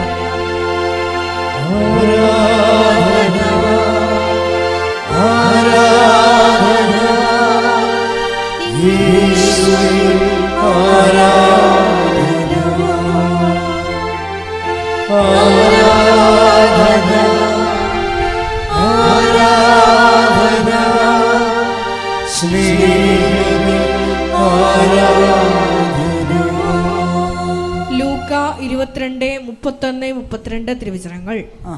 ശിമയോൻ ശിമയോൻ, ഇതാ സാത്താൻ നിങ്ങളെ ഗോതമ്പ് പോലെ പാറ്റാൻ ഉദ്യമിച്ചു. എന്നാൽ നിന്റെ വിശ്വാസം ക്ഷയിക്കാതിരിക്കാൻ ഞാൻ നിനക്ക് വേണ്ടി പ്രാർത്ഥിച്ചു. നീ തിരിച്ചു വന്ന് നിന്റെ സഹോദരരെ ശക്തിപ്പെടുത്തണം. ഈ സഹോദരനെ ശക്തിപ്പെടുത്താൻ വേണ്ടി മാത്രം നമ്മൾക്ക് അധികാരം കിട്ടുകയാണ്. ഈ അധികാരം എങ്ങനെ വന്നതാണ്? നമ്മളുടെ നന്മകൾ, ഈ അഭിഷേക ജീവിതം കാരണം ക്രിസ്തു നമുക്ക് വേണ്ടി അഡ്വക്കേറ്റ് ചെയ്യുന്നു. ക്രിസ്തു നമ്മളെ ഏറ്റെടുക്കുന്നു. അതാണ് ഞാൻ നിനക്ക് വേണ്ടി പ്രാർത്ഥിക്കുകയായിരുന്നു. എൻ്റെ സെമയോൻ സാത്താൻ നിന്നെ ഗോതമ്പ് മണിയും പോലെ പാറ്റാൻ നോക്കി, ഞാൻ നിനക്ക് വേണ്ടി പ്രാർത്ഥിക്കുകയായിരുന്നു. ക്രിസ്തു നമ്മളെ സപ്പോർട്ട് ചെയ്തുകൊണ്ട് പിന്തുണച്ചുകൊണ്ട് നിൽക്കുന്നു. അപ്പോൾ എന്ത് പറ്റും? നീ എഴുന്നേറ്റിട്ട് അവന് അധികാരം കിട്ടും. ക്രിസ്തു നമ്മളെ ഏറ്റെടുത്ത് കഴിഞ്ഞാൽ പിന്നെ ആത്മീയ അധികാരമായി. നീ എഴുന്നേറ്റ് മറ്റുള്ളവരെ ശക്തിപ്പെടുത്താൻ പറയും. അപ്പോൾ അനുഗ്രഹം എന്ന് പറയുന്നത് ഒരു ABCD ബലൂൺ മിഠായി കാലഘട്ടമാണ്. അത് കഴിഞ്ഞാണ് നമുക്ക് കുറേ കാര്യങ്ങൾ ജീവിതത്തിൽ സംഭവിക്കും. പക്ഷേ ക്രിസ്തുവിന് നമുക്ക് കട്ടനഷ്ടങ്ങൾ ക്രിസ്തുവിന് നാമത്തെ പറ്റി ഏറ്റെടുത്തിട്ട് ക്രിസ്തുവിന് നാം മഹത്വത്തിന് വേണ്ടി കാഴ്ചവെക്കുമ്പോൾ അഭിഷേകം കിട്ടും. അഗ്നിയിലൂടെ നടക്കും, അഗ്നിനെ വിഴുങ്ങത്തില്ല. ഇത് കുറേ നാൾ ആ കാലത്തിൽ കടന്നു പോയി കഴിയുമ്പോഴാണ് ക്രിസ്തു നിന്നെ സത്യസന്ധത മനസ്സിലാക്കിയിട്ട് നിന്നെ ഏറ്റെടുക്കണത്. അപ്പോൾ നീ ഇവരെക്കാൾ അധികമായി എന്നെ സ്നേഹിക്കുന്നുവെന്ന് ചോദിക്കണില്ലേ? അപ്പോൾ ഇത് ഇനി സ്നേഹിക്കാൻ വേണ്ടി പറയണതല്ല. പത്രോസിൻ്റെ കഴിഞ്ഞകാല ജീവിതത്തിൻ്റെ ആകത്തുക ഈശോ അവനെ വെളിപ്പെടുത്തുന്നതാണ്. എല്ലാവരുമൊക്കെയാളും കർത്താവിനെ സ്നേഹിക്കുന്ന ആൾ പത്രോസാണ്. എല്ലാവരെക്കാളും പത്രോസാണ് കർത്താവിനെ സ്നേഹിക്കുന്ന ആളാണെന്ന് കർത്താവിന് മനസ്സിലായി. കർത്താവിന് മനസ്സിലായതിൻ്റെ വെളിച്ചത്തിലാണ് ഇവൻ്റെ കയ്യിൽ നിന്ന് ചെറിയ മിസ്റ്റേക്ക് സംഭവിച്ചിട്ടും അതിനെക്കുറിച്ച് ഓർപ്പിക്കുക പോലും ചെയ്യാതെ അവൻ 3 പ്രാവശ്യം തള്ളിപ്പറഞ്ഞില്ലേ? അതൊന്നും ഈശോക്കത് ഏറ്റിട്ടില്ല. അതാണ് വിഷയം. നമ്മൾ തള്ളിപ്പറഞ്ഞായിട്ട് ആനക്കാര്യമായിട്ട് നമ്മളിപ്പോഴും ഇങ്ങനെ കറിക്കൂവി നടക്കുന്നുണ്ട്. പക്ഷേ ആരെ തള്ളിപ്പറഞ്ഞോ അവന് അത് ഏറ്റിട്ടില്ല. അവനെല്ലാം മറന്നുപോയി. അവൻ തിരിച്ചു വരുമ്പോൾ എന്താ പറഞ്ഞത്? അവൻ ചോദിക്കണേ എന്താണ്? ശമയോൻ എന്തെന്ന് ചോദിക്കണേ? ഇതൊരു വല്ലാത്ത ചോദ്യമാണ്. അവനതൊന്നും മൈൻഡ് പോലും ചെയ്തിട്ടില്ല. പത്രോസിന് എന്ത് സുന്ദരമായിട്ട് അണ്ടർസ്റ്റാൻഡ് ചെയ്ത് അവനെന്നെ വഴക്കിടുമോ? ഞാൻ തള്ളിപ്പറഞ്ഞതല്ലേ, എനിക്ക് ശിഷ്യത്വത്തിൻ്റെ യോഗ്യതയുണ്ടോ? അങ്ങനെ ഒന്നും ഈശ്വരനെ ആലോചനപ്പെടുത്തുന്നില്ല. അവൻ തിബേരിയസ് തടാകത്തിൻ്റെ തീരത്ത് വരുമ്പോൾ അവനാ ഇരുട്ടത്വം തിരക്കണം ആരെയാണെന്നറിയാവോ? ശമയോൻ എന്തേ എന്ന് ചോദിക്കുക. എന്നിട്ട് ശമയോന് വേണ്ടി അവൻ പൊരിച്ച മീനും കാത്തു വെച്ചുകൊണ്ടിരിക്കുന്ന കാഴ്ച ഭയങ്കരമാണ്. എല്ലാം തീറ്റിക്കഴിയുമ്പോൾ ചോദിക്കുന്നത്, ശിമയോൻ, ഇവരെക്കാളെല്ലാം അധികമായി നീ എന്നെ സ്നേഹിക്കുന്നവ. എന്നിട്ടാണ് പിന്നെ അധികാരം കൊടുക്കുന്നത്. ക്രിസ്തുവിലേക്കുള്ള വളർച്ച, നീ അഭിഷേക തലം കഴിഞ്ഞാൽ കർത്താവ് നിന്നെ ഐഡൻറ്റിഫൈ ചെയ്ത് നിന്നെ മനസ്സിലാക്കും. പിന്നെ നിൻ്റെ കയ്യിൽ നിന്ന് വന്ന മാനുഷികമായ ബുദ്ധിബോധം ഇല്ലാത്ത രീതിയിലുള്ള പെരുമാറ്റങ്ങളൊന്നും കർത്താവിനെ ബാധിക്കത്ത് പോലും ഇല്ല. എന്തെങ്കിലും നിനക്ക് പശ്ചാത്താപം ഉണ്ടാകാം, പക്ഷെ കർത്താവ് അത് ഉണ്ടായാലും ഇല്ലെങ്കിലും കർത്താവിന് ഒരുപോലെയാണ്. ആ ഇരുട്ടത്ത് വന്ന് അവൻ നിന്നത് യോഹന്നാൻ നോക്കിയല്ല, അത് കർത്താവാണെന്ന് അയാൾ അവിടെ കിടന്ന് വിളിച്ചു പോകുന്നുണ്ട്. അതൊന്നും കർത്താവിന് പ്രശ്നമല്ല. കർത്താവ് ഇരുട്ടത്ത് നോക്കി നിന്നത് ശെമയോനെന്തേ എന്നാണ് നോക്കിയത്. നീ ആ ഒരു ശെമയോൻ്റെ ആധ്യാത്മിക ഈശോ ബന്ധത്തിലേക്ക് വരണം. അതാണ് നമ്മുടെ വിളി, അതാണ് ക്രിസ്തുവിൻ്റെക്കുള്ള പൂർണ്ണത. അനുഗ്രഹത്തിൽ നിന്ന് അഭിഷേകത്തിലേക്ക്, അഭിഷേകത്തിൽ നിന്ന് അധികാരത്തിലേക്ക് കർത്താവ് നമ്മളെ അനുഗ്രഹിക്കട്ടെ. ഉടമ്പടി ഇതിനെല്ലാം നമ്മളെ സഹായിക്കുന്ന ഇന്നത്തെ കാലത്തെ ഏറ്റവും വലിയ ദൈവിക പദ്ധതിയാണ് എഴുന്നേൽക്കുക.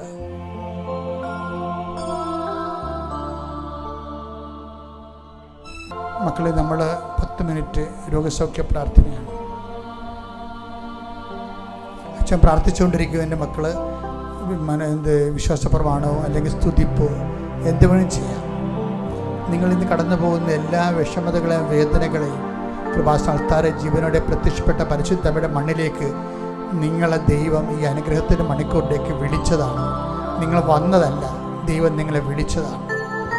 അങ്ങനെ വിളിച്ചതാണെങ്കിൽ നിങ്ങൾ അനുഗ്രഹിക്കുന്ന സമയമാണിത്. കർത്താവെ, അങ്ങയുടെ മക്കൾക്ക് വേണ്ടി ഞാൻ പ്രാർത്ഥിക്കാൻ പോകുന്നു. കർത്താവെ, നിൻ്റെ വിശുദ്ധ പൗരോഹിത്യത്തെ നീ മഹത്വപ്പെടുത്തണമേ. കർത്താവെ, സഭയിലുള്ള സാന്നിധ്യം നീ പ്രകടമാക്കണമേ. 40 വർഷം ഞാൻ അർപ്പിച്ച കൃപാനയുടെ യോഗ്യതയാൽ കൃപാസ്ഥാനത്താരെ പ്രത്യക്ഷപ്പെട്ട പരിശുദ്ധമയുടെ മധ്യസ്ഥതയിലെ ഈ മണ്ണിൽ ചവിട്ടാൻ പോകുന്ന എല്ലാവർക്കും, ചവിട്ടിപ്പോയ എല്ലാവർക്കും വേണ്ടി അവിടെ കണ്ണീരിൻ്റെ ജീവിത ബന്ധാവുകളിലേക്ക് കർത്താവിൻ്റെ കരുണ ചൊരിയാൻ വേണ്ടി പ്രാർത്ഥിക്കുന്ന എൻ്റെ കർത്താവിൻ്റെ ഉന്നതമായ നാമത്തിൽ സഭയുടെ അധികാരത്തിൽ കുരിശിൻ്റെ അടയാളത്തിൽ നിന്നെ ബന്ധിച്ചിരിക്കുന്ന ജീവിത പ്രശ്നങ്ങളെല്ലാം യേശുക്രിസ്തുവിന്റെ നാമത്തിൽ അഴിഞ്ഞു മാറട്ടെ.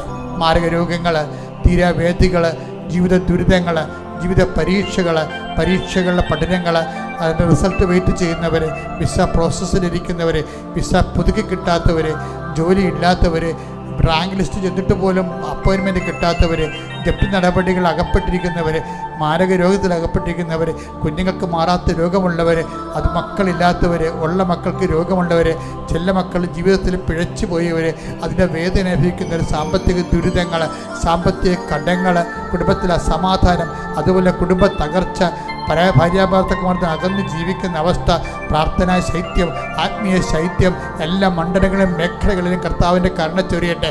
യേശുക്രിസ്തു ഉന്നതമായ നാമത്തിൽ സഭയുടെ അധികാരത്തിൽ കുരിശടയാളത്തിൽ ദൈവശക്തിയാൽ നീ സംരക്ഷിക്കപ്പെടട്ടെ. സ്തുതിക്കട്ടെ. Hallelujah, hallelujah, hallelujah, hallelujah, hallelujah, hallelujah. ആരാധന, ആരാധന. Hallelujah, hallelujah. യേശുവേ നന്ദി. ആരാധന. ദുരിതങ്ങളും പോയിക്കൊണ്ട് അങ്ങയുടെ നാമത്തെ ഈ ആരാധനയിലൂടെ വീണ്ടും വീണ്ടും മഹത്വപ്പെടുത്തണമേ. Hallelujah, hallelujah, hallelujah. മക്കളെ, മാനസിക രോഗങ്ങൾ ഇപ്പോൾ എണ്ണം പെരുകി വരികയാണ്. പലരുടെയും പല ദിവസങ്ങളും ആത്മഹത്യയെക്കുറിച്ചൊക്കെ ആൾക്കാർ പറയുമ്പോൾ ചങ്ക് പൊടിഞ്ഞു പോകുന്നുണ്ട്. മനുഷ്യനൊക്കെ ഇങ്ങനെ വികലമായ ഒരു അവസ്ഥയിൽ ഇങ്ങനെ ഒരു ഗ്രിപ്പ് കിട്ടാതെ നടക്കുകയാണ്. എന്താണ് കുടുംബങ്ങളിൽ സംഭവിക്കുന്നത് നമുക്കറിയത്തില്ല. മറ്റേത് കാലഘട്ടത്തെക്കാൾ ഫ്രജൈലായിട്ടൊരു കാലഘട്ടത്തിലാണ് ജീവിക്കുന്നത്. കടങ്ങൾ പരിഹരിക്കപ്പെടാൻ പറ്റാത്ത കടങ്ങളിലൂടെ പോകുന്നവരുണ്ട്. വിദ്യാഭ്യാസത്തിൻ്റെയും ഈ വിദേശ യാത്രയുടെയൊക്കെ വന്ന് പഠനങ്ങളിലൂടെ കടങ്ങൾ വന്നിട്ടുള്ള കുടുംബങ്ങളുണ്ട്. ആ കുഞ്ഞുങ്ങൾ തന്നെ ഒരിടത്ത് എത്താത്ത അവസ്ഥകളുണ്ട്. അവർക്ക് പഠനം കഴിഞ്ഞിട്ട് ജോലി കിട്ടാത്ത അവസ്ഥകളുണ്ട്. അതെല്ലാം സമർപ്പിച്ചുകൊണ്ട് പ്രാർത്ഥിക്കുന്ന സമയം ഇപ്പോഴും വീണ്ടും പുതിയ ജോലിക്ക് പോകാൻ ഉദ്ദേശിക്കുന്നവരും അതിനുവേണ്ടി പണം മുടക്കിയവരും, പണം കൊടുത്തവരും, പണം കിട്ടാത്തവരും, പണം പറ്റിക്കപ്പെട്ടവരും, അങ്ങനെ വ്യത്യസ്തമായ മേഖലകളിൽ കണ്ണീര് കുടിക്കുന്നവർ കർത്താവിൻ്റെ കൃപയും മാതാവിൻ്റെ മധ്യസ്ഥത്തിൽ ഏറ്റെടുപ്പുണ്ടാകാൻ വേണ്ടി സ്തുതിക്കട്ടെ. Hallelujah, hallelujah, hallelujah, hallelujah, hallelujah. Hallelujah, hallelujah, ഹല്ലേലൂയ. മഹത്വം, മഹത്വം. എന്നിൽ നിറയണമേ. നാഥാ വരേണമേ, സൗഖ്യം നൽകണമേ. നാഥാ വരേണമേ, എന്നിൽ നിറയണമേ. നാഥാ വരേണമേ, സൗഖ്യം നൽകണമേ. എല്ലാവരും ഭക്തിയോടെ മുട്ടേന്നിരിക്കുക. എന്തെങ്കിലും വിഷയമുണ്ടെങ്കിൽ ഓൺലൈനിലുള്ളവരും തീർത്ഥാടനത്തിൽ ഇപ്പോൾ ഇവിടെ ഉള്ളവരും മൗനമായി പ്രാർത്ഥിക്കുക. കർത്താവ് നിങ്ങൾക്ക് നൽകിയ അസുലഭമായ ഒരാശീർവാദവും ഒരു ആരാധന നിമിഷമാണ്. ദൈവത്തോട് നന്ദി പറഞ്ഞുകൊണ്ട് ആശീർവാദം വാങ്ങിക്കുക.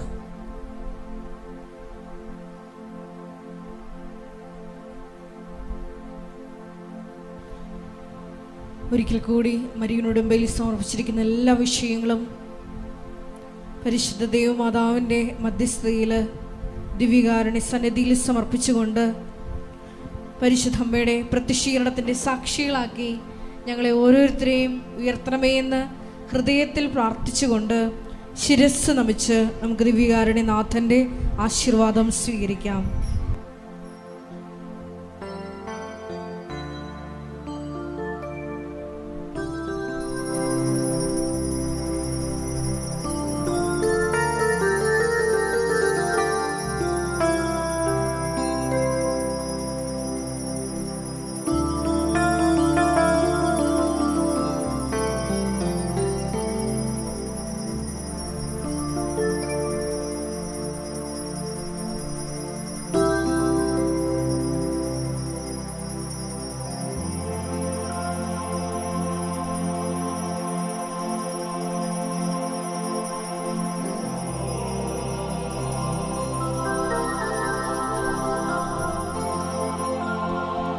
പരിശുദ്ധ പരമമാ ദിവ്യകാരുണ്യമേ,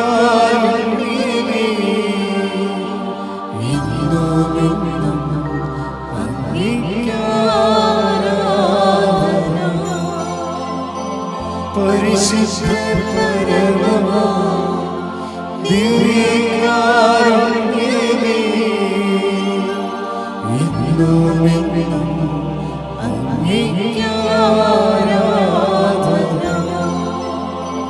പരിശുദ്ധ പരമമാ ദിവ്യ